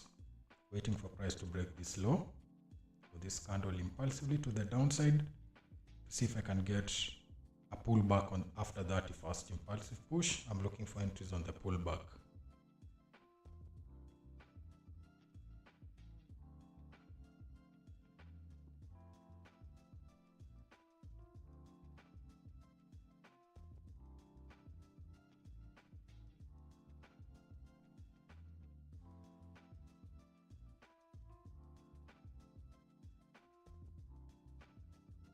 We are getting the selling pressure, but we still have to be patient. So this now is the high, this is still the low.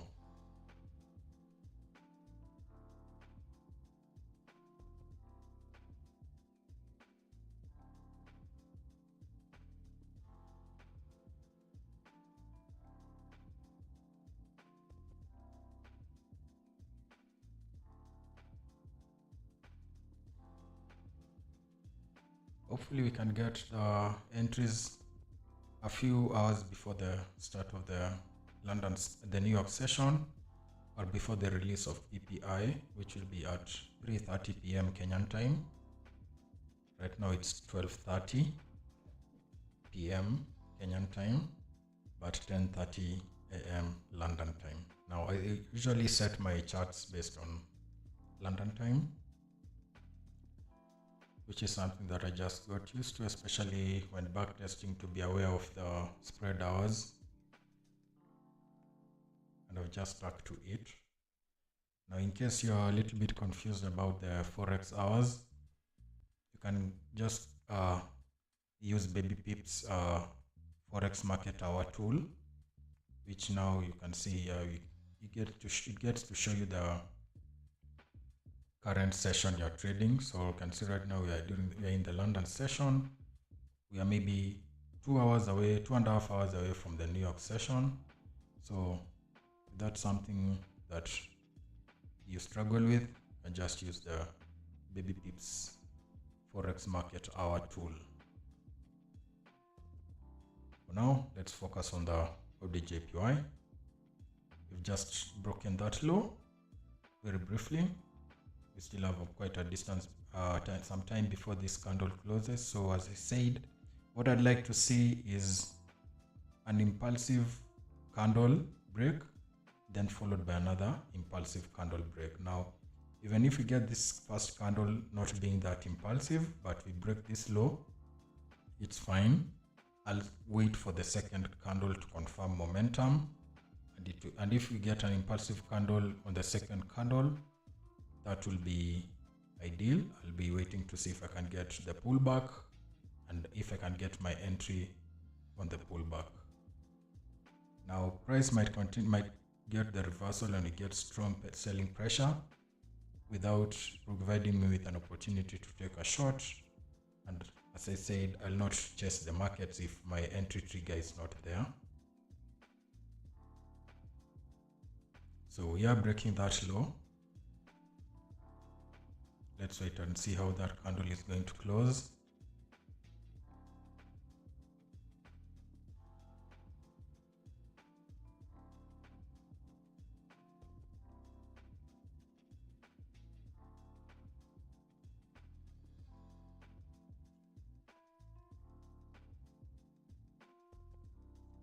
Yes, I'd like to see this candle continue to push lower.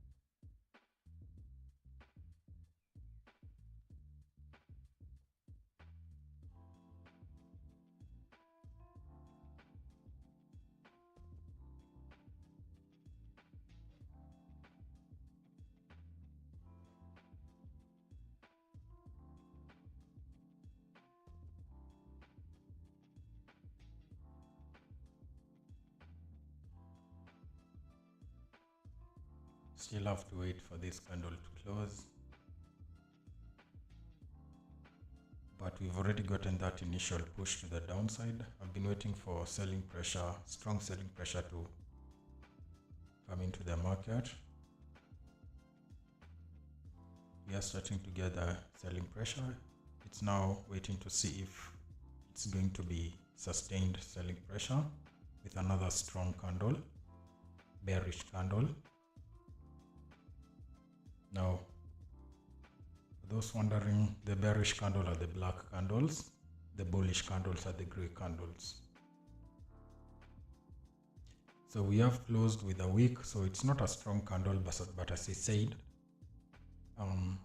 it's okay if the first candle is breaking the low, it's not that strong, but this second candle now is the one which is very important.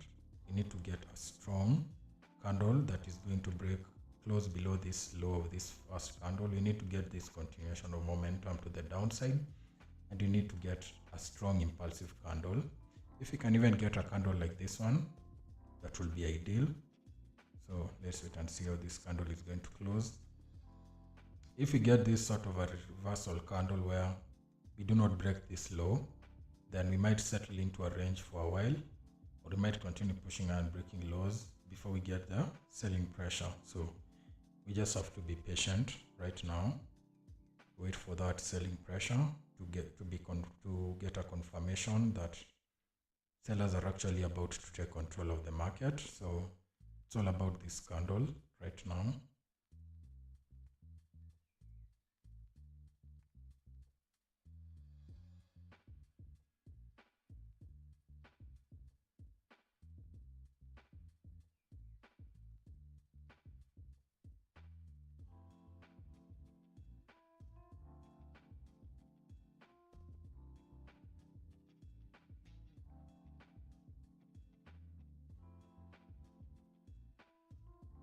Let me just quickly look at what's happening on GJ. Nothing interesting. So the focus still remains on AUDJPY. We want to see if this candle can continue this push to the downside.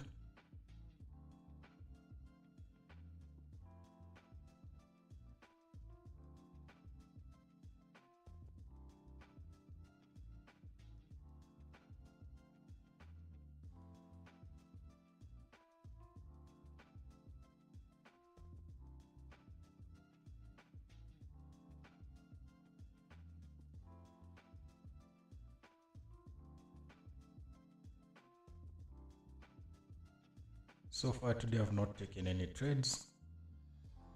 I've been waiting for sellers to take control of the market on the yen pairs. I already had 2 yen pairs on watch. I had Audi JPY and GJ. So far the setup on GJ does not seem likely, so my focus is on Audi JPY. And if I don't get a trade on Audi JPY, I'll probably not take any trades today, which is completely fine. If the market does not provide you with an opportunity to trade or does not present you with your trade setup, you just walk away, and you still have so many other days of the year to get some more trades.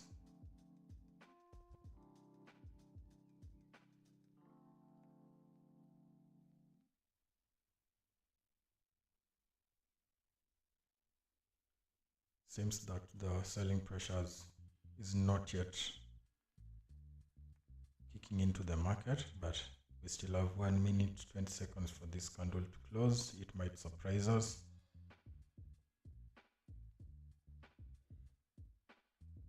But if it closes like this, then we might still need a little bit more development, but the sell will still be on. It will just be about waiting for another 2 consecutive strong bearish candles to confirm momentum. I was hoping that this would have been the continuation candle to confirm momentum, but it has not turned out that way. So let's be a little bit more patient.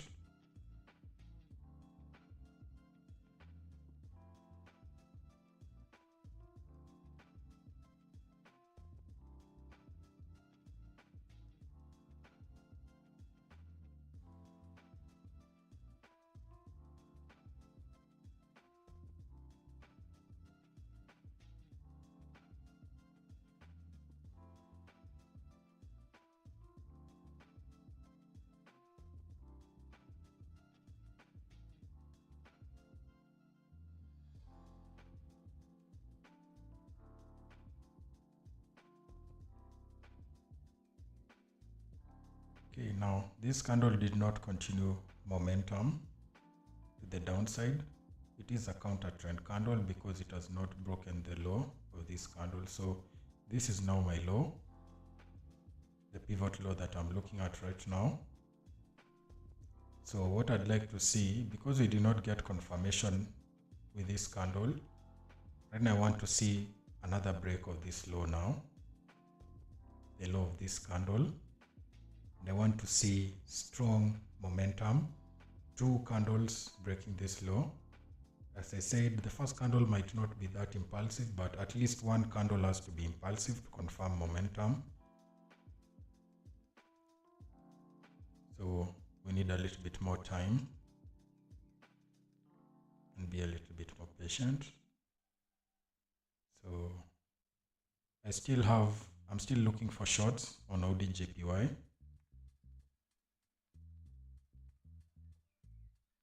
If price decides to range for a while before breaking out, it's also fine.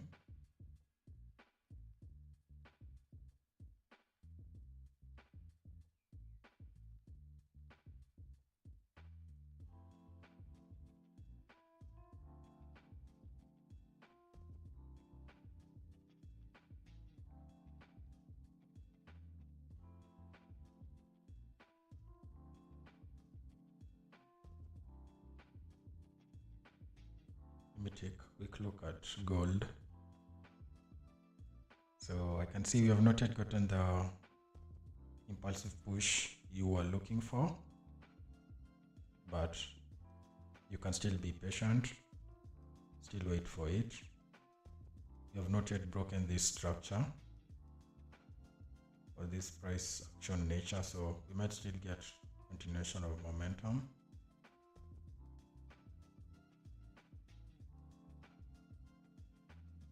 But for me, I'm only looking for entries on Audi JPY, and I also have to be patient and wait for the sellers to take control of the market. Remember, I only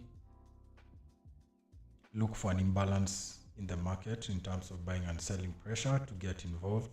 And everything I do in terms of analyzing the market using price action is just trying to figure out when we have an imbalance in the buying and selling pressure.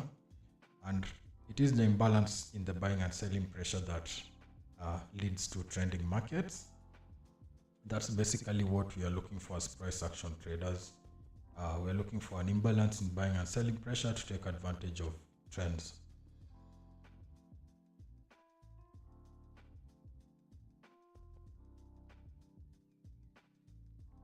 Now, most of the time, the markets are in a corrective phase. So let's say even 80% of the time the market is in a corrective phase, and maybe just 20% of the time is when you get the trend. So that's why as trend traders, you actually need to be very patient and wait for the setup, because most of the time the market is in a corrective phase. And even those instances where you get trends, it's not every trend that you are going to get you take advantage of. So trading is a game of patience. I remember when starting out, when I first saw the quote that 90% of trading is just sitting and waiting for the setups, and the execution is just maybe 5%. I could not believe it, but having been in the market for a few years, you get to realize that executing the trades is only going to take you maybe 5% of the time you dedicate to trading. 90% of the time is actually just sitting and waiting for the setup.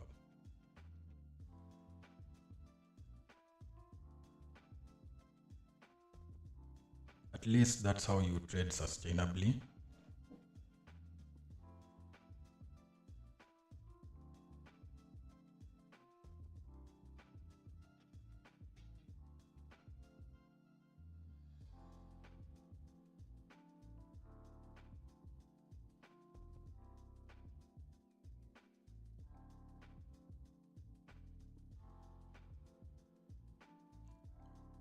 And so you still have buyers in the market, so we might get the consolidation here for a while, or come push the break the high and continue with this breaking the high and retracing.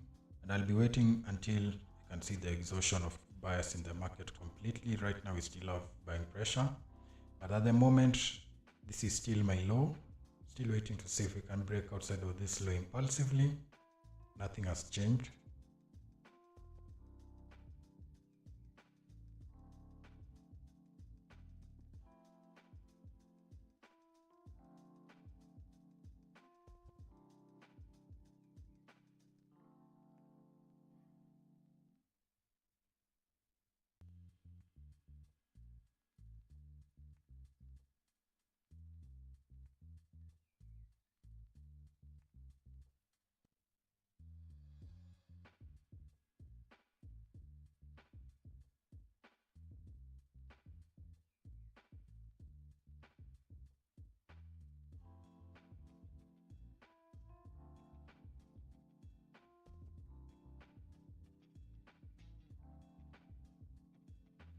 We are now 2 hours 45 minutes into the London session.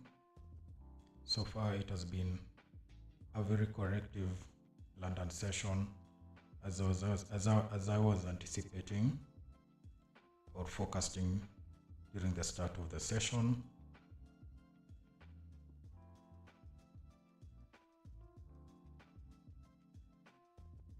You know that the release of PPI later on during the New York session is going to shake things up, but I won't be involved in the markets during the New York session.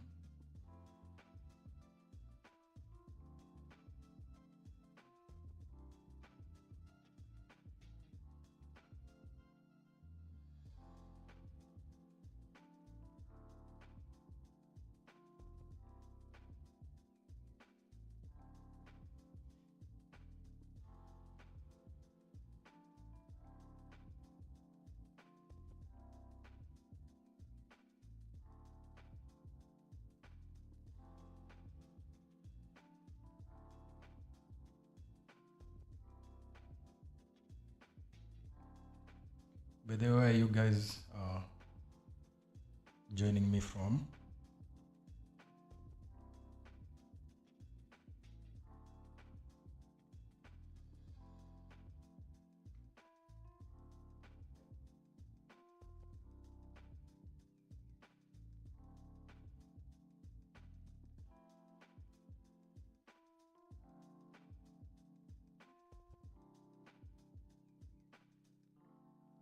What of NAS 100? Okay. I had looked at the NAS 100. So I did do a quick breakdown on the NAS 100 at the start of the session, but I'm just going to give you a quick breakdown. I was looking at the NAS 100 for possible opportunities because unlike in the other pairs, like in gold, with the NAS 100, with this was the release of CPI, we'd recovered the push, the upside during CPI, and then we had broken the high of this candle, which was very important for me. And then we got this sort of corrective price action. Now, at the start of the session, I was wary of these lows of the Asian session, or just not the Asian session, just the New York session, the end of the New York session yesterday, heading into spread hours. And so I was really wary about taking shorts as we approach this level, but at the start of the session, we had this initial push. Now this is sort of an ascending. This is corrective price action, this right here. It's corrective price action. And once we got this sort of a double top here and price reacted, I was looking to see if I could have gotten an entry, but this candle over here invalidated continuation entries on this pair, this huge wick. So I was no longer looking to take shorts. If we had gotten a strong candle close and then gotten this pullback and gotten my entry trigger, I would have taken shorts. But for now, I'm staying out of the market because if we continue pushing higher, now this is based on the 5-minute analysis and on the way I trade market cycles. If we continue pushing lower right now, we have some potential area of support here where we can get some buyers. So I will not be looking for shorts, and also I can't look for longs until we break this high. And you can see we have quite a distance. So the most likely scenario with the NAS 100 is we might settle into some sort of a range inside this high and this low. So I'm not looking to get involved with entries on the NAS 100. I don't know about you. What buyers did you have on the NAS 100?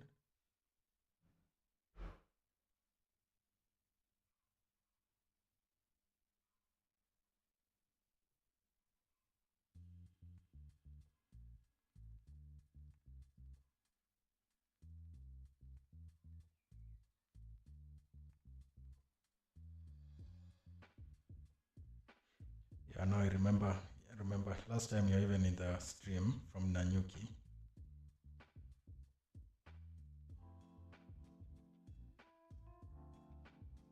I've never been to those sides, but we'll definitely plan to tour those sides.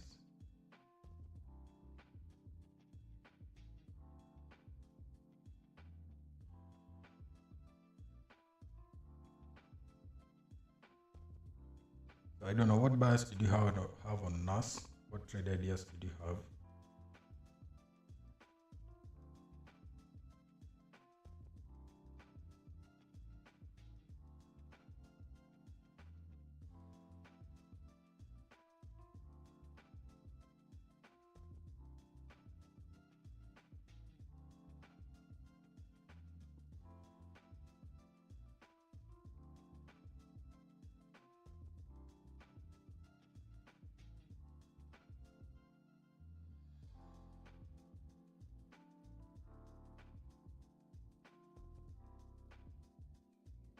Still waiting for these sellers to completely take control of the market. So if you can see like 3 consecutive bearish candles, strong bearish candles, that is usually one of the best signs that the buyers have gotten exhausted and the sellers are now about to take control of the market.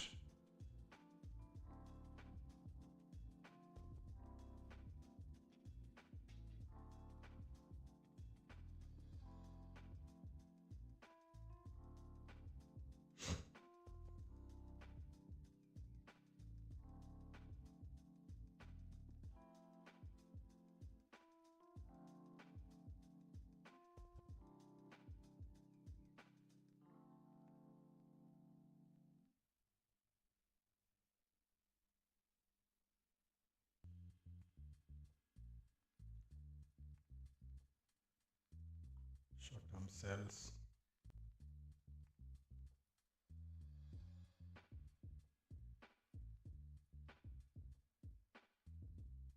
Yesterday's highs.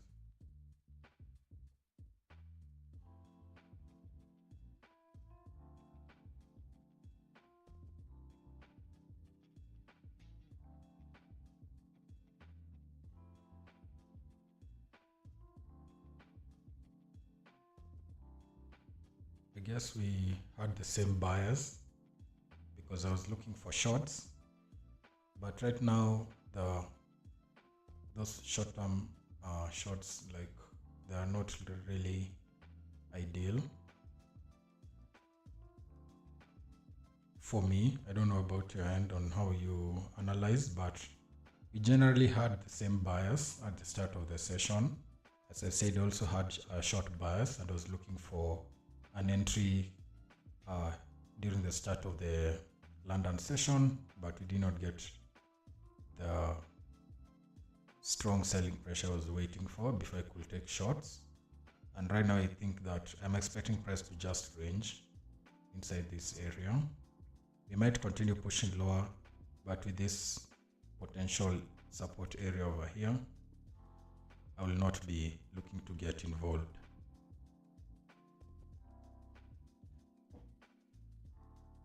So it seems we might need to be a little bit more patient with the Audi JPY. Still waiting for strong selling pressure, breaking this low. My low has not changed.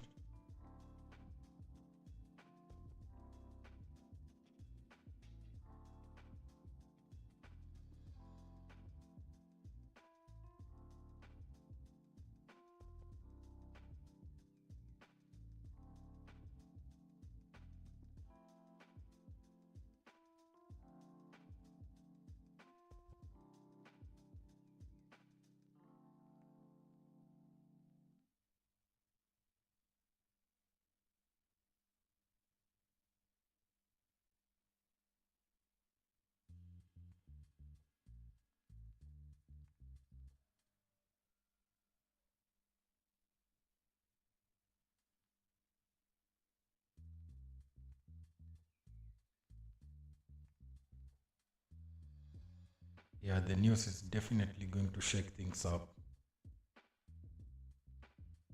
The only problem is we have news at 1:30 p.m., which is the course. I know this was from yesterday. So for today, we have this 1:30 p.m. core PPI. Now, we have news coming out on CAD, but I don't have any CAD pairs. But another, again at 3 p.m., we have Fed Chair Wash testifying. So price, we may get reaction during the PPI, and then 1.5 hours later we get another news release. So that's why I'd like to stay out of the markets during the New York session, and then I'll get involved tomorrow because I don't trade the Asian session.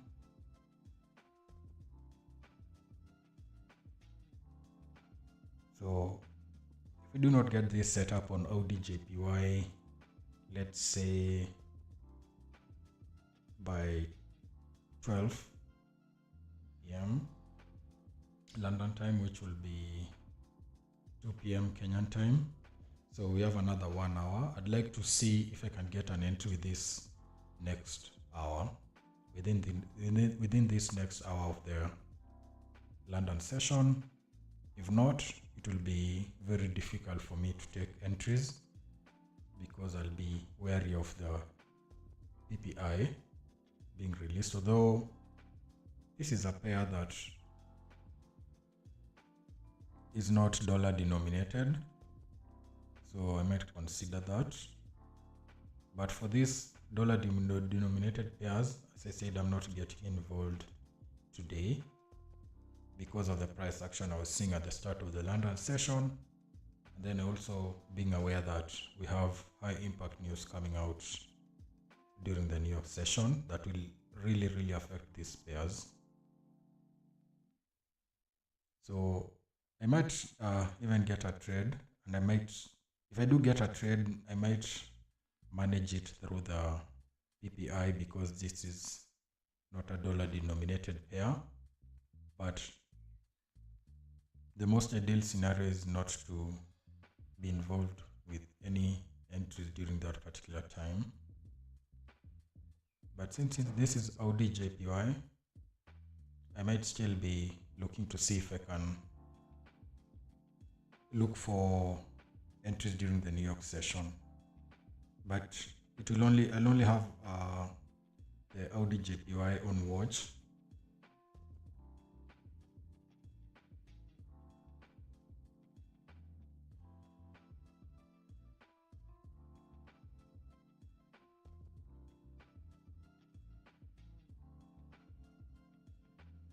The thing with high impact news being released is that they cause spikes in price action, and they might even lead to fake breakouts. So you might think that the market is about to trend, but it's just a quick reaction to the news being released. And that's why I like to avoid the trading during such high impact news being released.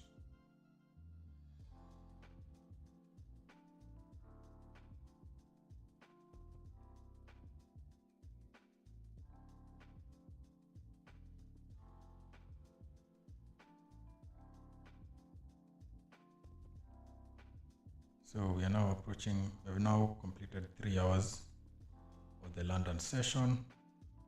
We're heading into the 4th hour. We're still waiting for shorts on Audi JPY.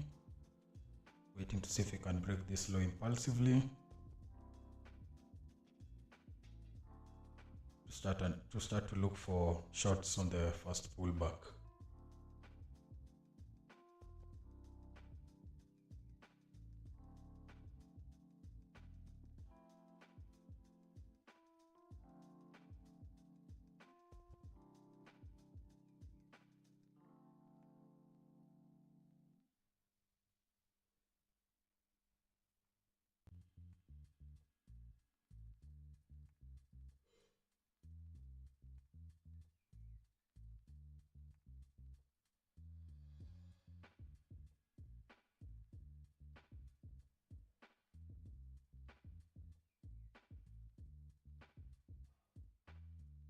Today really is a game of patience.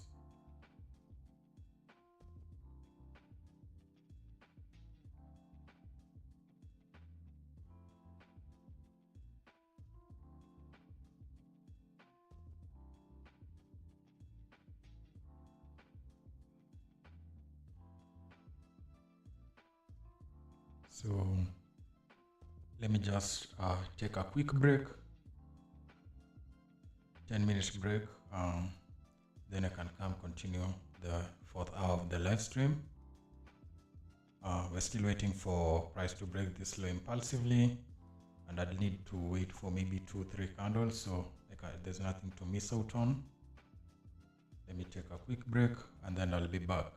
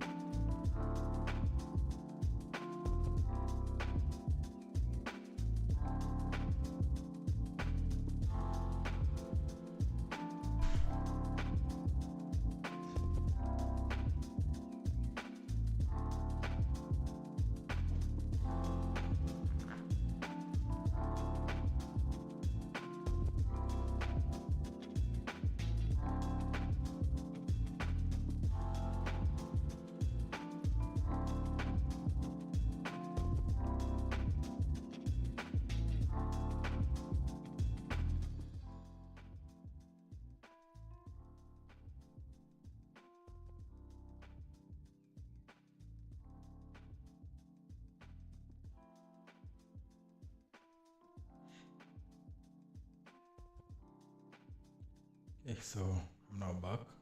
There,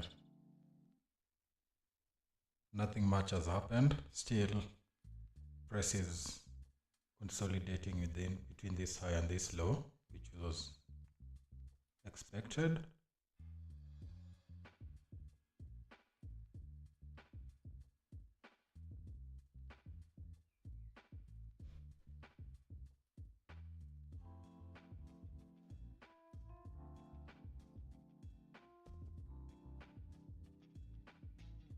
You can see nothing has changed also on gold.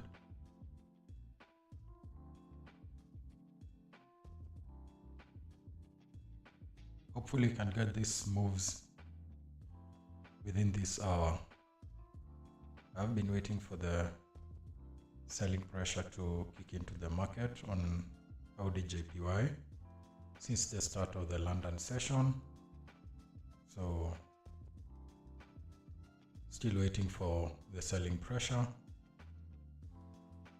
and you might not get that selling pressure even today, so but that will be completely fine. But the pair I have on watch for today is Audi JPY. Out of all the pairs that I trade, I only have one pair on watch for today's London session, and possibly it will be the only pair I'll have on watch heading into the New York session. Now we have a lot of high impact news coming out during the New York session, especially on USD pairs, on the dollar. So I will avoid trading dollar denominated pairs during the New York session. I had seen that we could have been in a sort of a consolidation on those pairs during the London session, as we were still getting a reaction off of the CPI price action. So I was not looking to get involved on the dollar denominated pairs. So for today, this is largely a more slow corrective trading day, which is expected and which is totally fine. Tomorrow we have a clear day in terms of any high impact news being released. So tomorrow is the ideal sort of trading day that I like. Tomorrow, on Thursday, which will be tomorrow, and also on Friday. I had gone through this trading week on Monday. I'd looked at the high impact news being released, and I knew that on Tuesday I was not going to trade, which was yesterday, and I did not take any trades yesterday because of the release of CPI. And so for today we have other high impact news coming out during the New York session, as I've said. But tomorrow on Friday we have clear trading days. So for now, and for as we're heading into the New York session, I only have one pair on watch, and I'm looking for sales on Audi JPY. If price continues to push higher impulsively, I'll still not get involved with longs. The bias for today is just for short entries. We might get continuation of momentum to the upside, even with strong buying pressure, but that might just be the last extension of the uptrending market, and I do not like to get involved in such scenarios.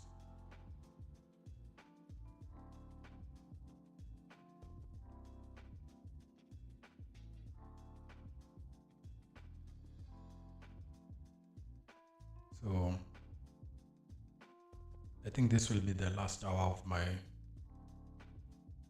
London live stream for today. So let's wait. So hopefully we can get the setups during this hour, so that we'll be able to take them live. But I think we might need to be a little bit more patient.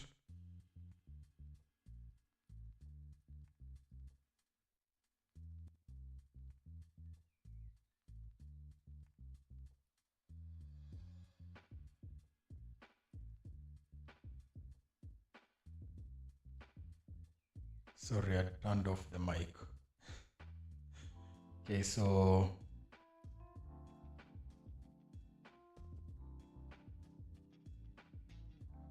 nothing much has changed since I took the break. We're still hovering around this area, and I'll be waiting to see if we can break out of this low impulsively.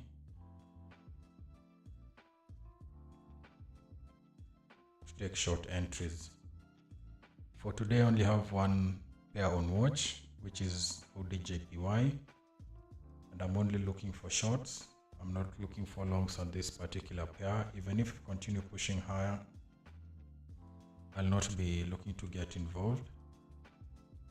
My bias for ODJPY after the market has trended for quite a while and seeing these signs of exhaustion at the top here, this sort of an ascending nature, I'm now looking to see if I can get a reversal to take short continuation entries.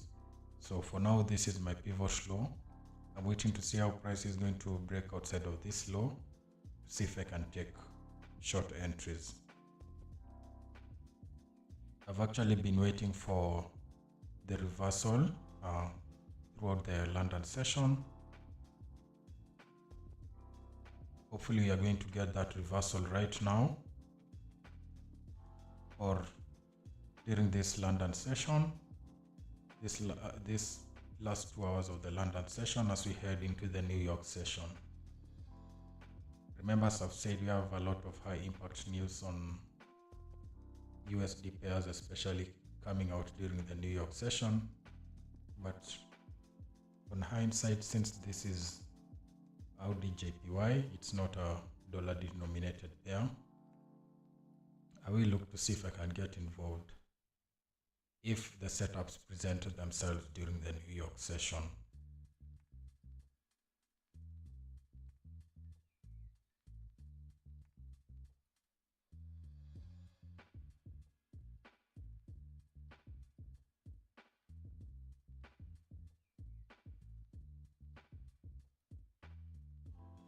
As I said earlier, today is a really corrective day in terms of trading. It's one of those days where you probably don't get an entry, or if you do, you maybe just get one entry, which is totally fine. Remember, we still have a lot of trading days coming up. There's no need to force entries.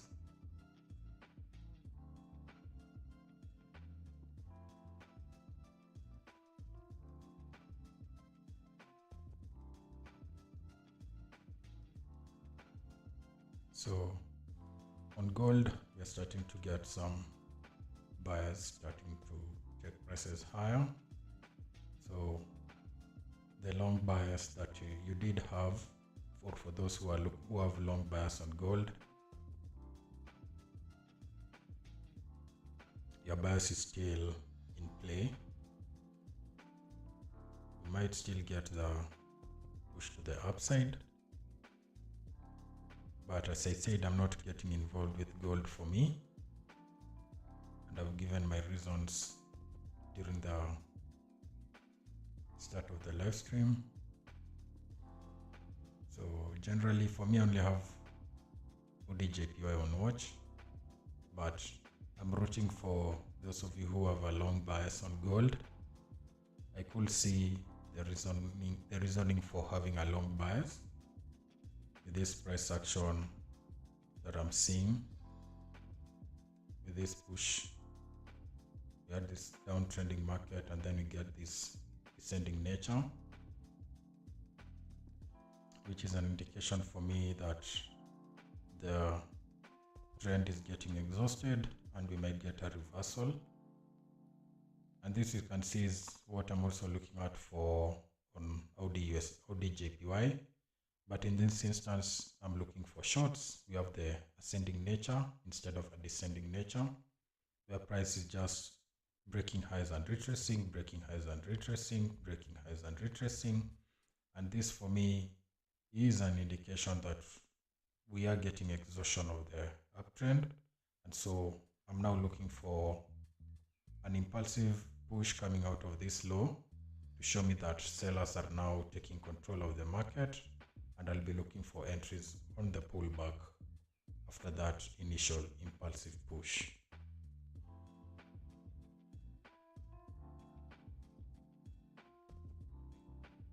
Have you guys taken any trades today, for those joining the live stream? Or do you have any pairs on watch? And in case you have a pair that you might want me to look at, let me know in the chat.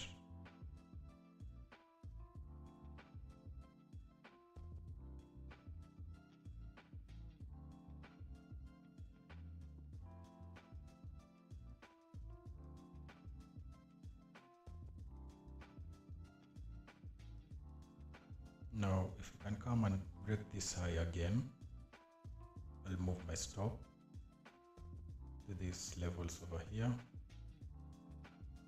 But I like the squeeze that we are getting. It's all about getting that selling pressure.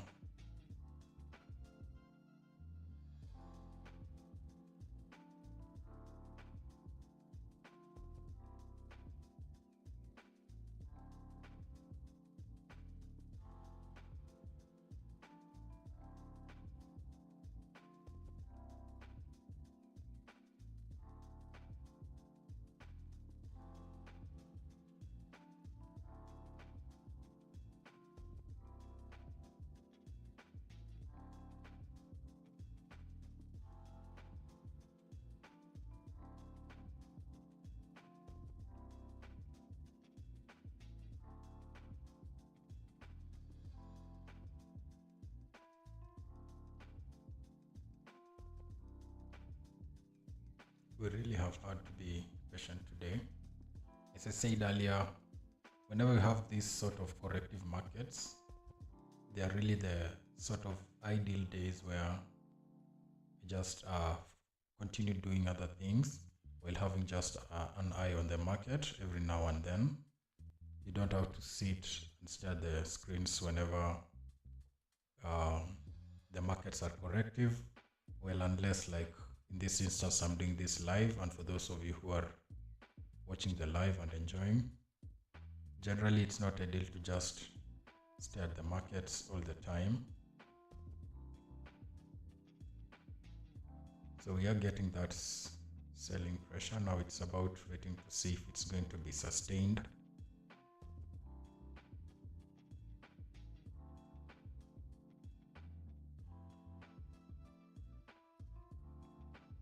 Okay, we have broken the low. Now it's all about how this candle is going to close and the next one. Now, as I said, the first candle doesn't have to be that impulsive, but the second candle has to be impulsive to confirm momentum. So let's wait and see if we're going to get that sell-off that I've been waiting for the past 4 hours.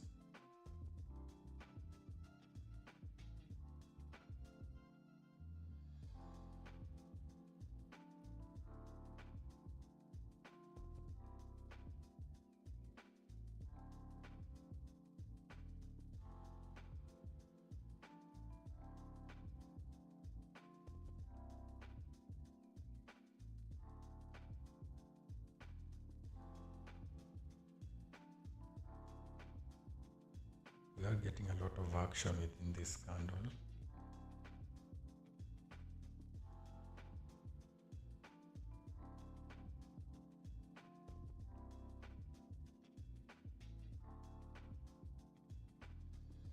Okay, we have closed below. So right now it's about this next candle. Can we get continued push to the downside, get a strong candle close? Then I can start looking for pullback entries, but for now, I still have to wait for the confirmation candle. We have broken the low, but we have to wait for the next candle to confirm momentum.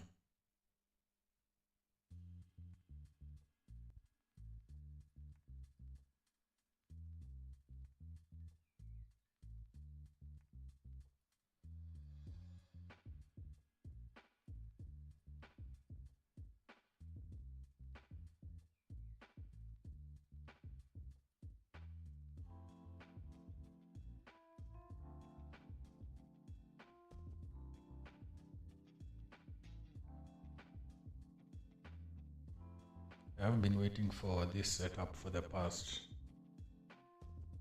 3 hours or 3.5 hours, and I still have to be a little bit more patient.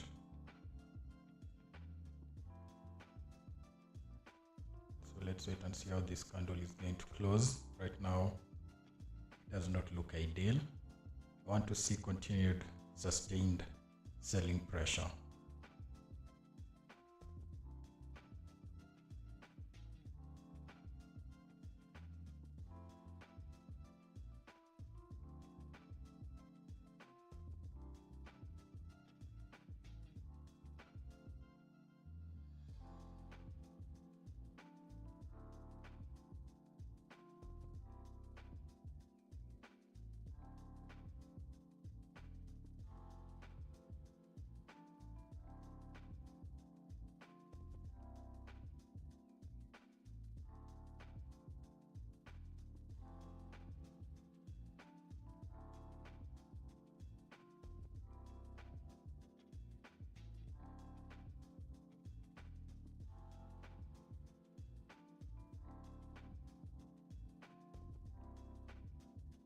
Wait for this candle to close. Let me take a quick look at what's happening on gold. Already getting another retrace, so I think you all still need to be patient. For those who are looking for longs on gold,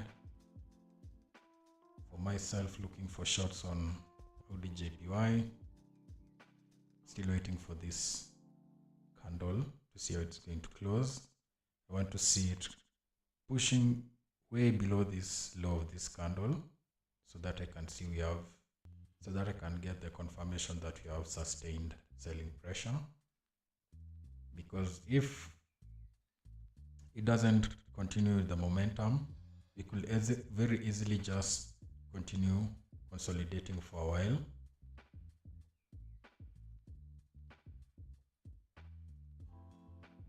So let's wait and see how this candle is going to close. You have 1 minute 30 seconds.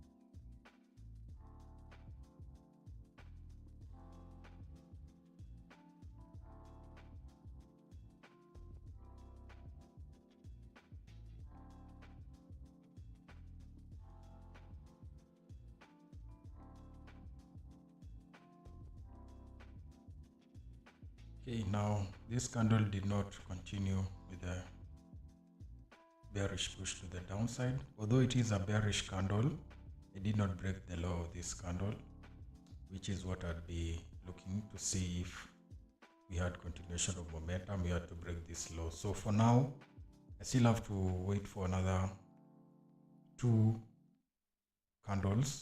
strong bearish candles to confirm momentum. Right now, because we did not get continuation of momentum, we might get into another scenario like this, where after we got this break of this low, we got into some sort of a consolidation again. Now, the short plays for today are still on, the short buyers, but we might need to be even more patient for the selling pressure to finally kick into the market. or for the sellers to take control of the market.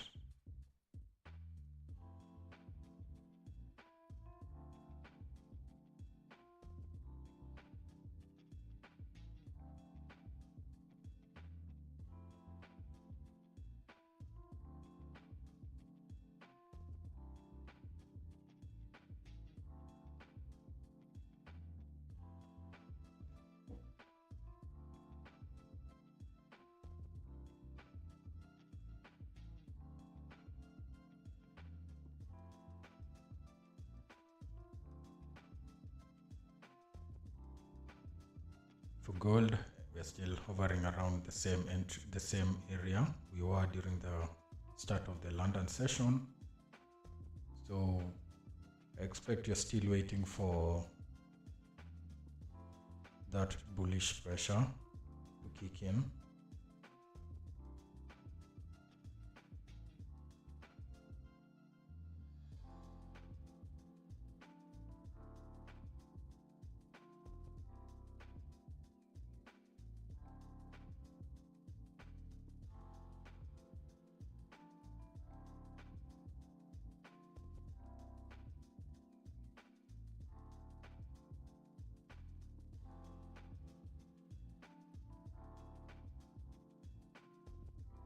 For those joining in the live stream, we're waiting for selling pressure on Audi JPY to see if we can take shots.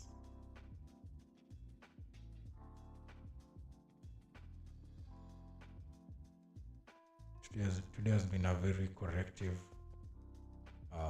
market, and this is something that I had forecasted and anticipated after doing my quick market breakdown at the start of the session. But we still have to show up in case anything changes. So we're waiting for some selling pressure to kick into the market on Audi JPY to see if we can get some shorting opportunities today.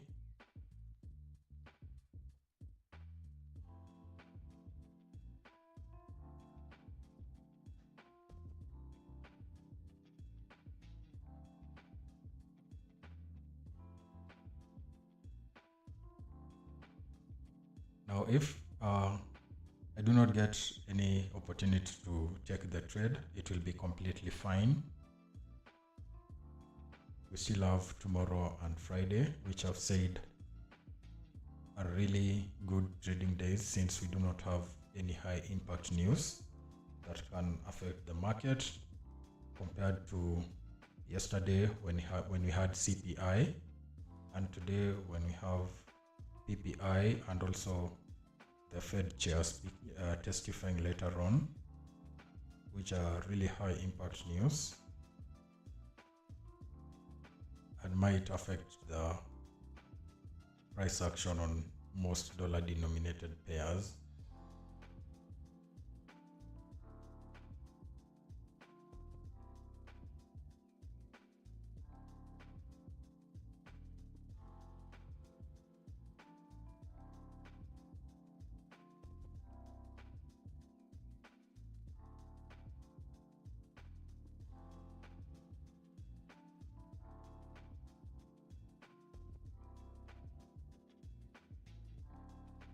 So I'm going to keep the stream on going for another 30 minutes. So we'll be basically have covered the first 4 hours.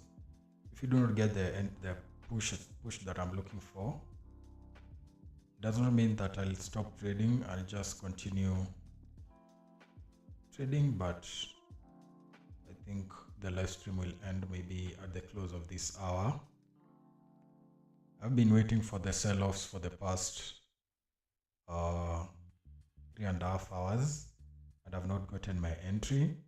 But the good thing is I've not forced any trades, and I've been patient. And if I do not get the setup, it will be completely fine. It's not always that we're going to be taking trades during the live streams. The thing is that you get to see how I get to approach the markets every day without sugarcoating anything. You can see clearly that like on a day like today, I've not taken any trades, and I'm completely fine not taking trades. In some days I do take 2 or even 3 trades, and whenever we get the trades during the live stream, they are really ideal, and I still look forward to taking many trades during the upcoming live streams, because we still have a lot of trading days. The market is not going anywhere.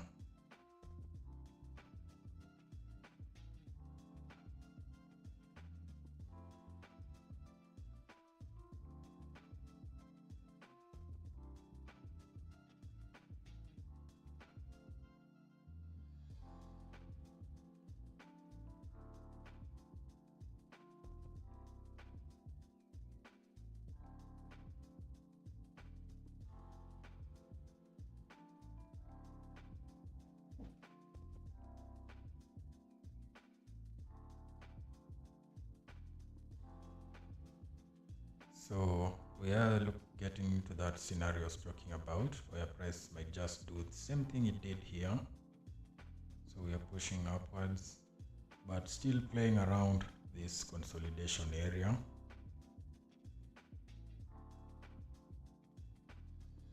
And if we do break this low impulsively, I'll still be looking to see if I can take short entries. Nothing has changed in terms of my bias.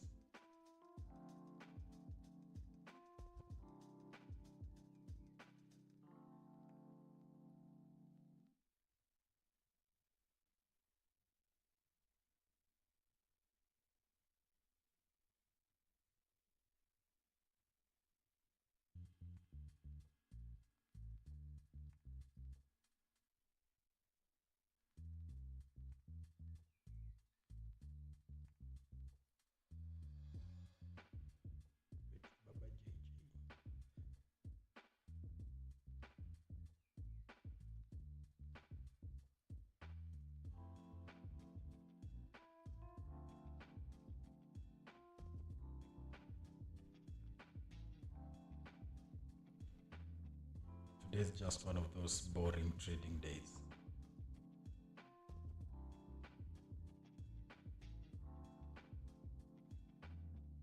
But I'm still showing up for the live streams so that you can get to see the ins and outs of real trading.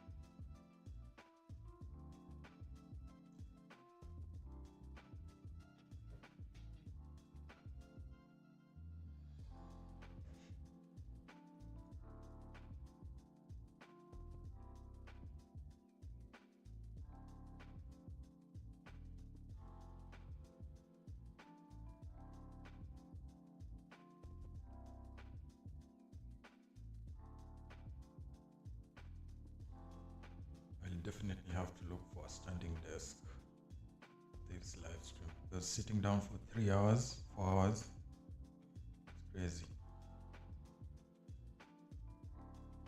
You just get tired by just sitting down.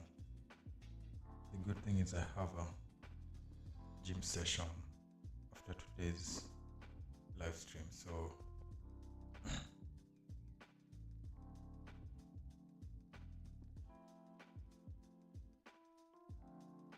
that will really be ideal. Just to disengage from their charts.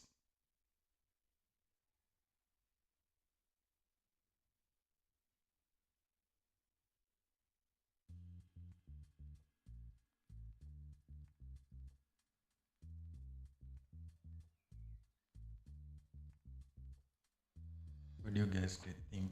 Do you think you're going to get the sell-off, or price is just going to range even more. I really hope we can get the sell-off within this next 30 minutes,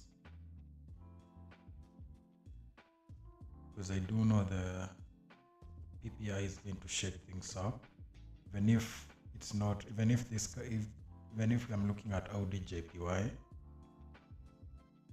it's still going to get some sort of reaction coming from the news that will be released. It might not be that impactful, but the ideal scenario will be to get these entries before the New York session.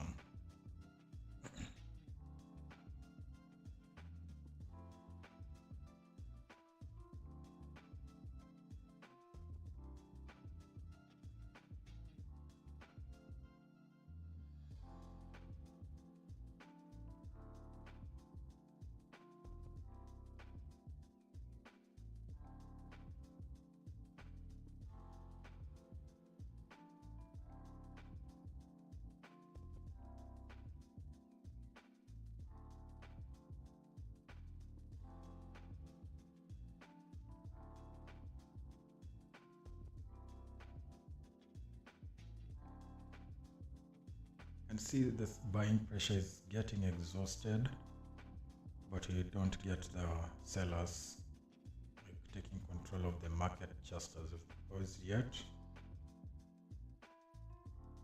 So we still have to wait.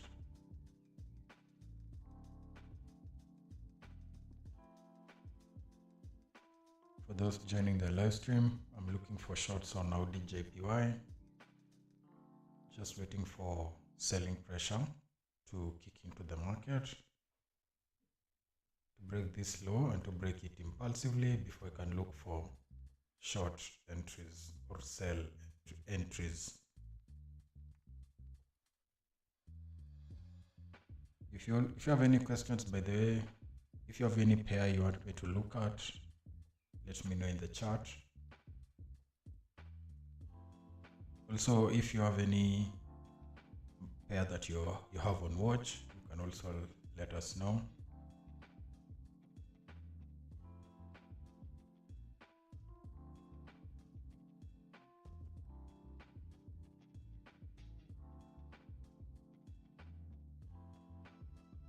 Sometimes we end up having the same pairs on watch, even though we trade different strategies.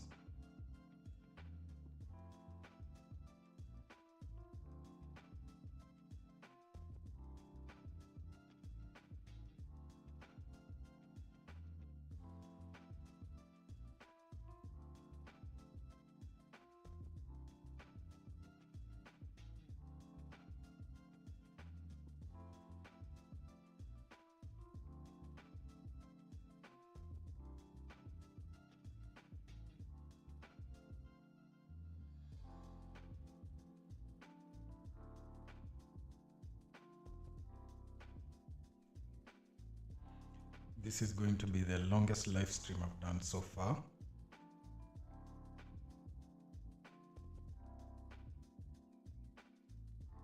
Yeah, heading almost finishing 4 hours. If I do 3 hours of the London session every day, I'm sure there'll be so many winning trades that we'll be able to take during the live stream. For today's session, it's just been so corrective, which was expected considering the price action that I was seeing at the start of the London session. But in some days, we will be able to take many trades. Some will be losses, some will be wins. It's just about risk management.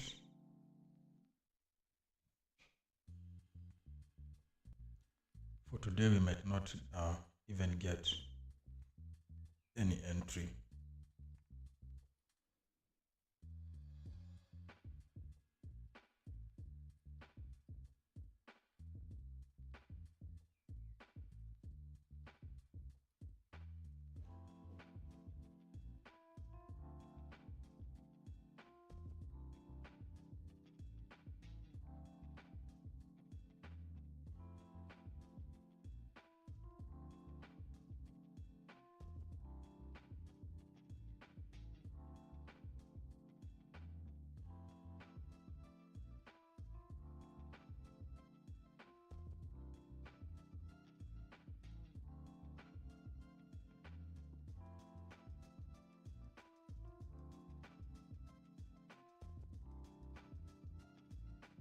Still waiting for the sellers to take control of the market and push prices low. Let me just take a quick look at gold to see what's going on. So you can also see gold is still corrective. Those of you who had a long bias on gold, I guess you're still waiting for the buying pressure.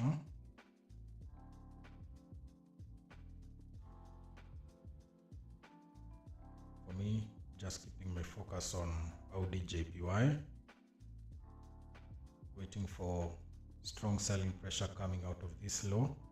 See if you can get entries on that in the first pullback.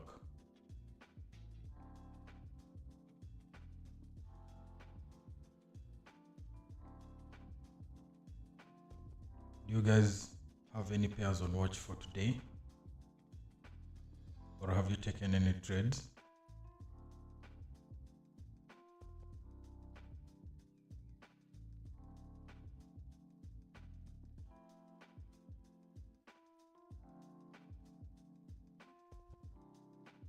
Today has been a very corrective market.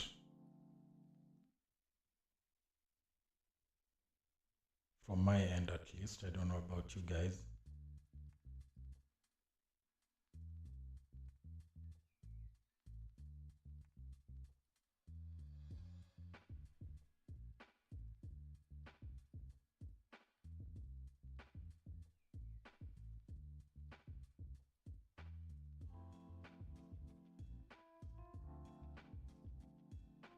Hopefully we can get this set up or these sell-offs during the live stream, because I've been waiting for these setups now for 3 hours 40 minutes, waiting just for the sell-off,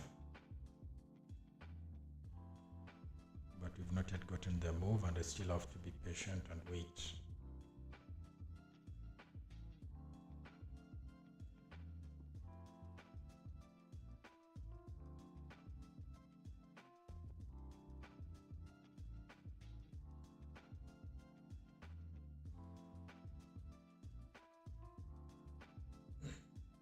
In case you've just joined us, for today I only have ODJPY on watch. For out of all the pairs that I do trade, I'm only looking at ODJPY, and I've been waiting for a sell-off to see if I could take shorts from the start of the London session, but we have not yet gotten the selling pressure that I'm looking for before I can look for entries. So hopefully you can get these sell-offs before the start of the New York session, because we have high impact news coming out of the US during the New York session, which will obviously shake things up. Even though this is Audi JPY, it might not affect this pair that much, but ideally if you can get the sell-offs before the New York session, that will be great.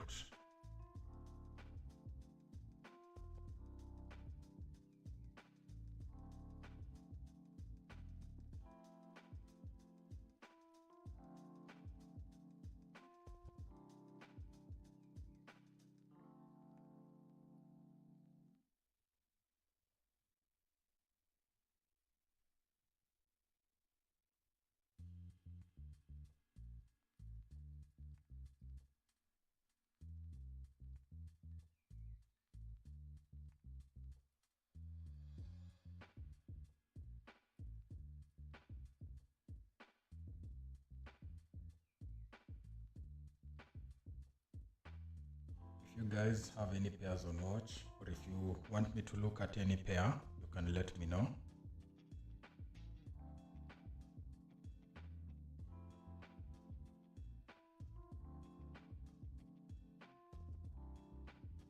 Today is just one of those boring corrective trading days, but we still have to show up.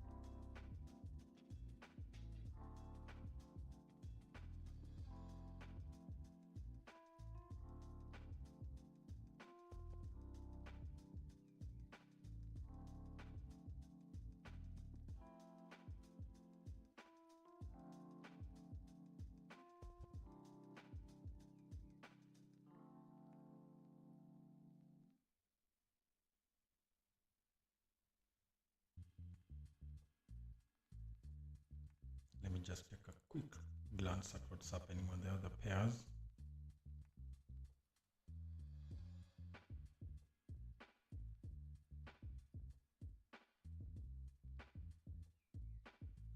Now, we're obviously going to get a lot of shake-up on these dollar-denominated pairs because we've had a sell-off for the London session on the Euro USD, but was not looking to get involved because all this price action is happening within this high and low of this CPI candle, which is not ideal.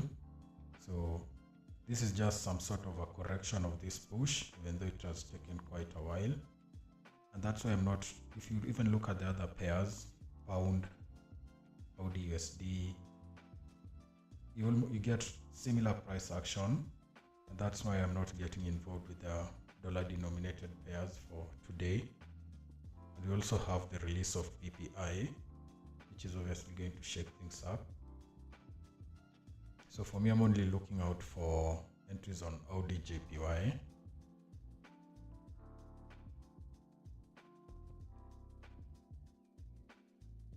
If I don't get the entry on Audi JPY, I'll be comfortable staying out of the market for today.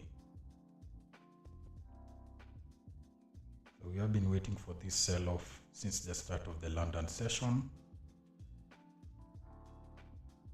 And we're still waiting for the commitment from the sellers to start looking for short entries.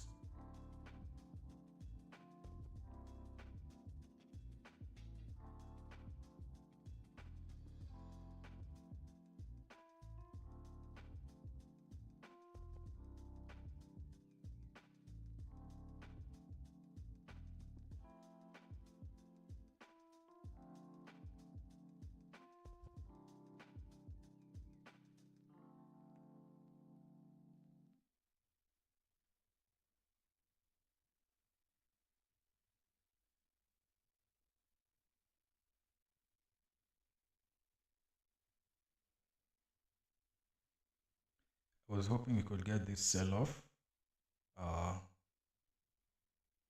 just before the close of this hour.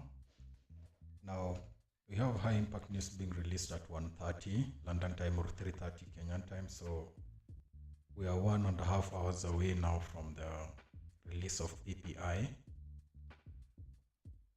which is something you obviously have to be wary about. And then later on at 6 p.m.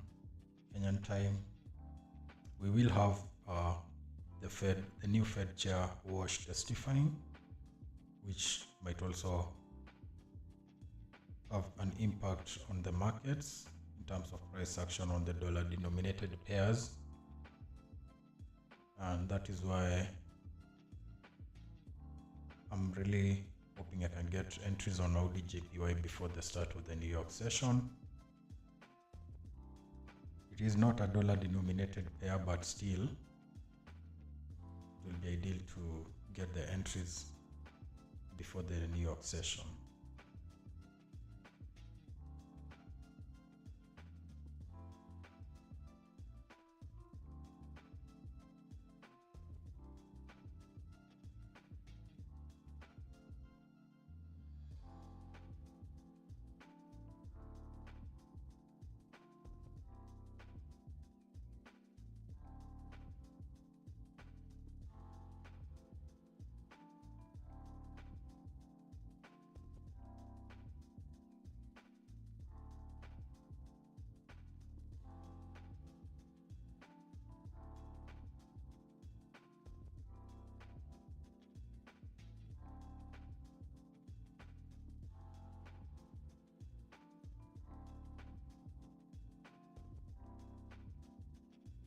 If I don't get the entry on Audi JPY, I'm not looking for any other opportunities. I won't chase the market.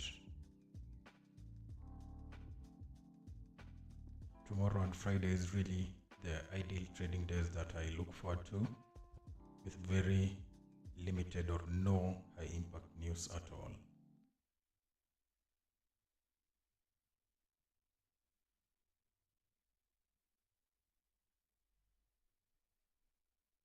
Okay, so now we're starting to get that sell-off. We've broken the low again. Now, as I said with the previous 2 times we'd broken the pivot low I was looking at, we have to wait for the confirmation candle. It is good that we've broken the low. So right now, are we going to get another candle, strong bearish candle, to confirm momentum and to confirm the selling pressure? Then we can start to look for entries on the pullback. So now that we've gotten this candle close, it's all about waiting for the second candle to confirm momentum.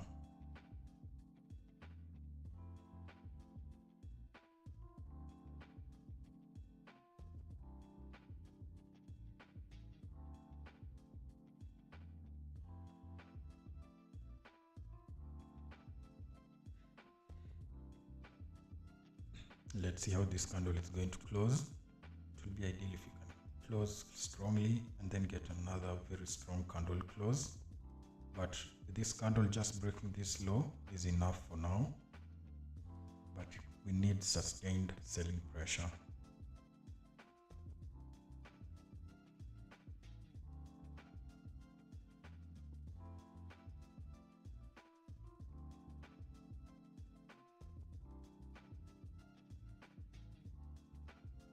I like to see that sort of strong selling pressure.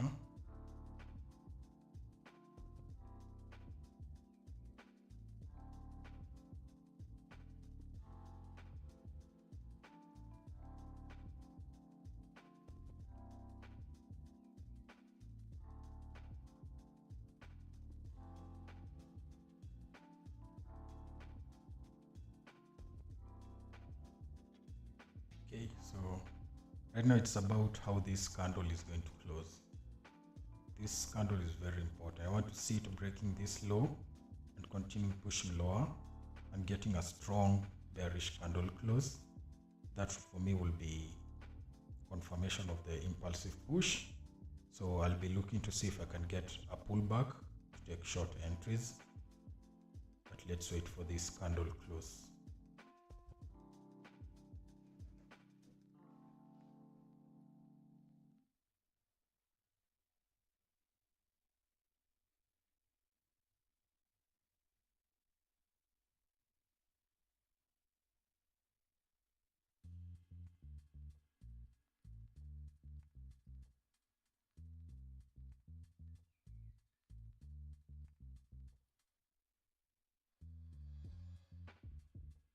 Do not like this sort of price action, but we still have quite some time for this candle to close. So in case we do not break this low again, we are now going to most likely just settle into some sort of a consolidation, but I'll still have my short bias on. I'll still wait to see if I can get strong selling pressure, but for now let's wait for this candle to close.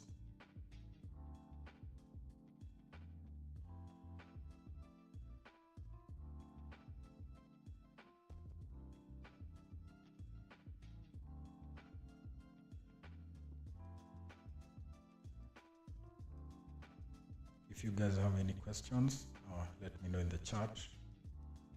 If you also have any pairs you want me to take a quick look at, let me know.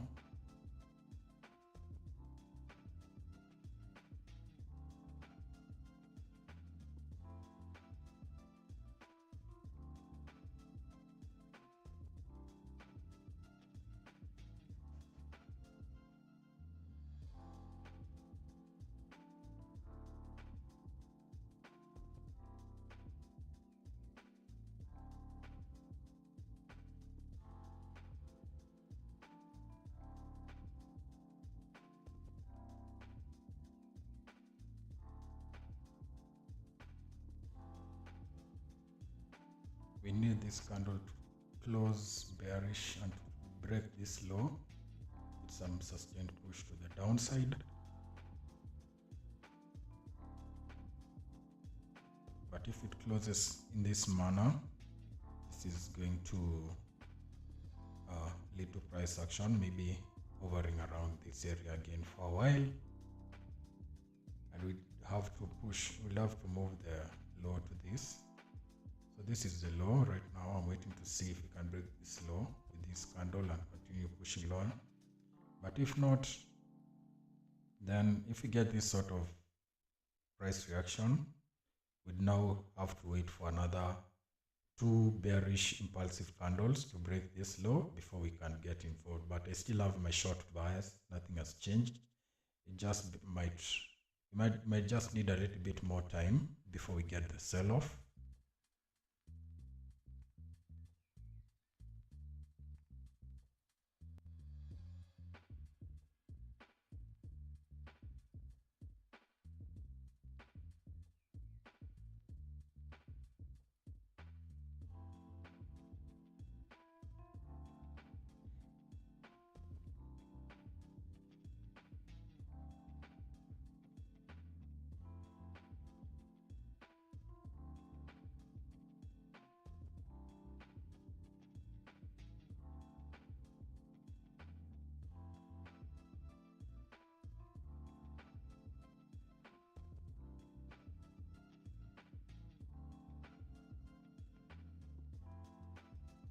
Seems like we'll have to be a little bit more patient, wait for the sellers to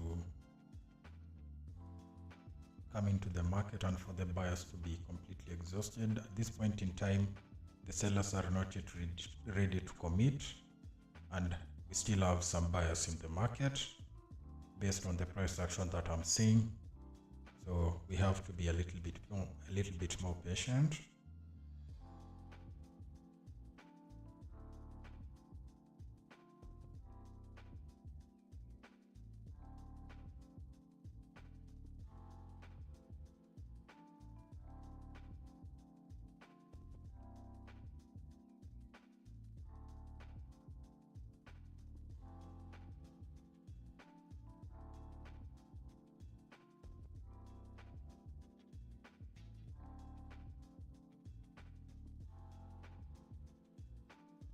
So we might be in a scenario where price will range now for a while inside this area over here. We might just push sideways before we get the continuation.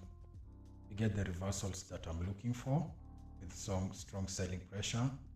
Alternatively, but right now my low is still at this candle, so alternatively, if we get immediate strong selling pressure, break this low, get the 2 impulsive candles that I'm looking for, I'll be looking for the first pullback to see if I can short the market.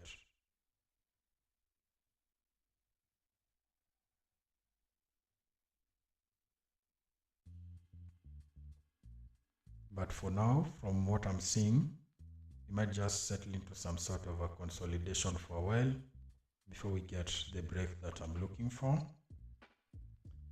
And so I've been live streaming now for 4 hours, and I'm approaching the end of the stream.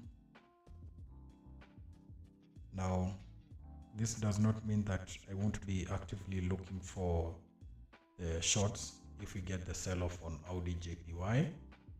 But if we do not get the sell-off I'm looking for, I'll be comfortable staying out of the market and not taking any trades. As I said, tomorrow is an ideal trading day. Let me just take a quick look at the market cycle for tomorrow. You can see we only have one high impact news on pound, and this will be before the start of the London session, which will be really ideal. And on Friday, we don't have any high impact news at all. So we have 2 really clear trading days coming up. Yesterday we had CPI, and we also had the Fed chair testifying or speaking. So it was not an ideal day to trade. Today we have PPI coming out at 1:30 p.m. Kenyan time, or London time, or 3:30 p.m. Kenyan time. And we also have the Fed chair testifying later on. So we might not get the entries I'm looking for, but tomorrow I'll be back with another live stream. So if you join the live stream later today, tomorrow at the start of the London session, 10 a.m. Kenyan time or 8 a.m. London time, I'll be here to break down the markets and to give you my focus for that session.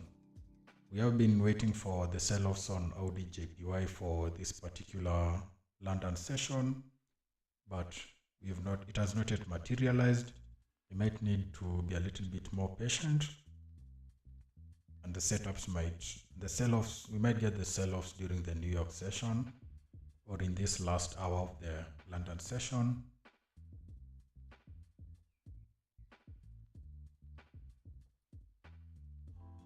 I think for those of you who are looking for longs on gold, you also have to be a little bit patient. I don't think you've gotten the bullish momentum you are looking for just as yet. Maybe after the release of PPI, you might get the price action you are looking for. But for me, as I said, with the Fed chair speaking a few hours later after the release of PPI, these are not ideal market conditions. But I'll be rooting for all of you who will be looking for longs on gold. So for now, do you guys have any questions?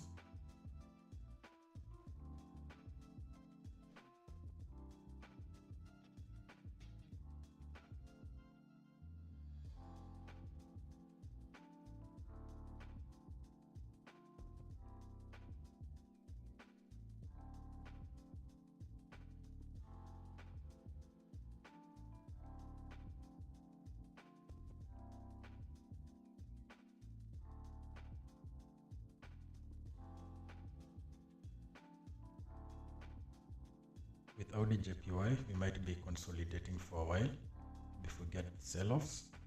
So that's what I'll be looking for on Audi JPY as we head into the New York session. I still have my short bias, and it is the only pair that I'll be trading. So I can see that there are no questions.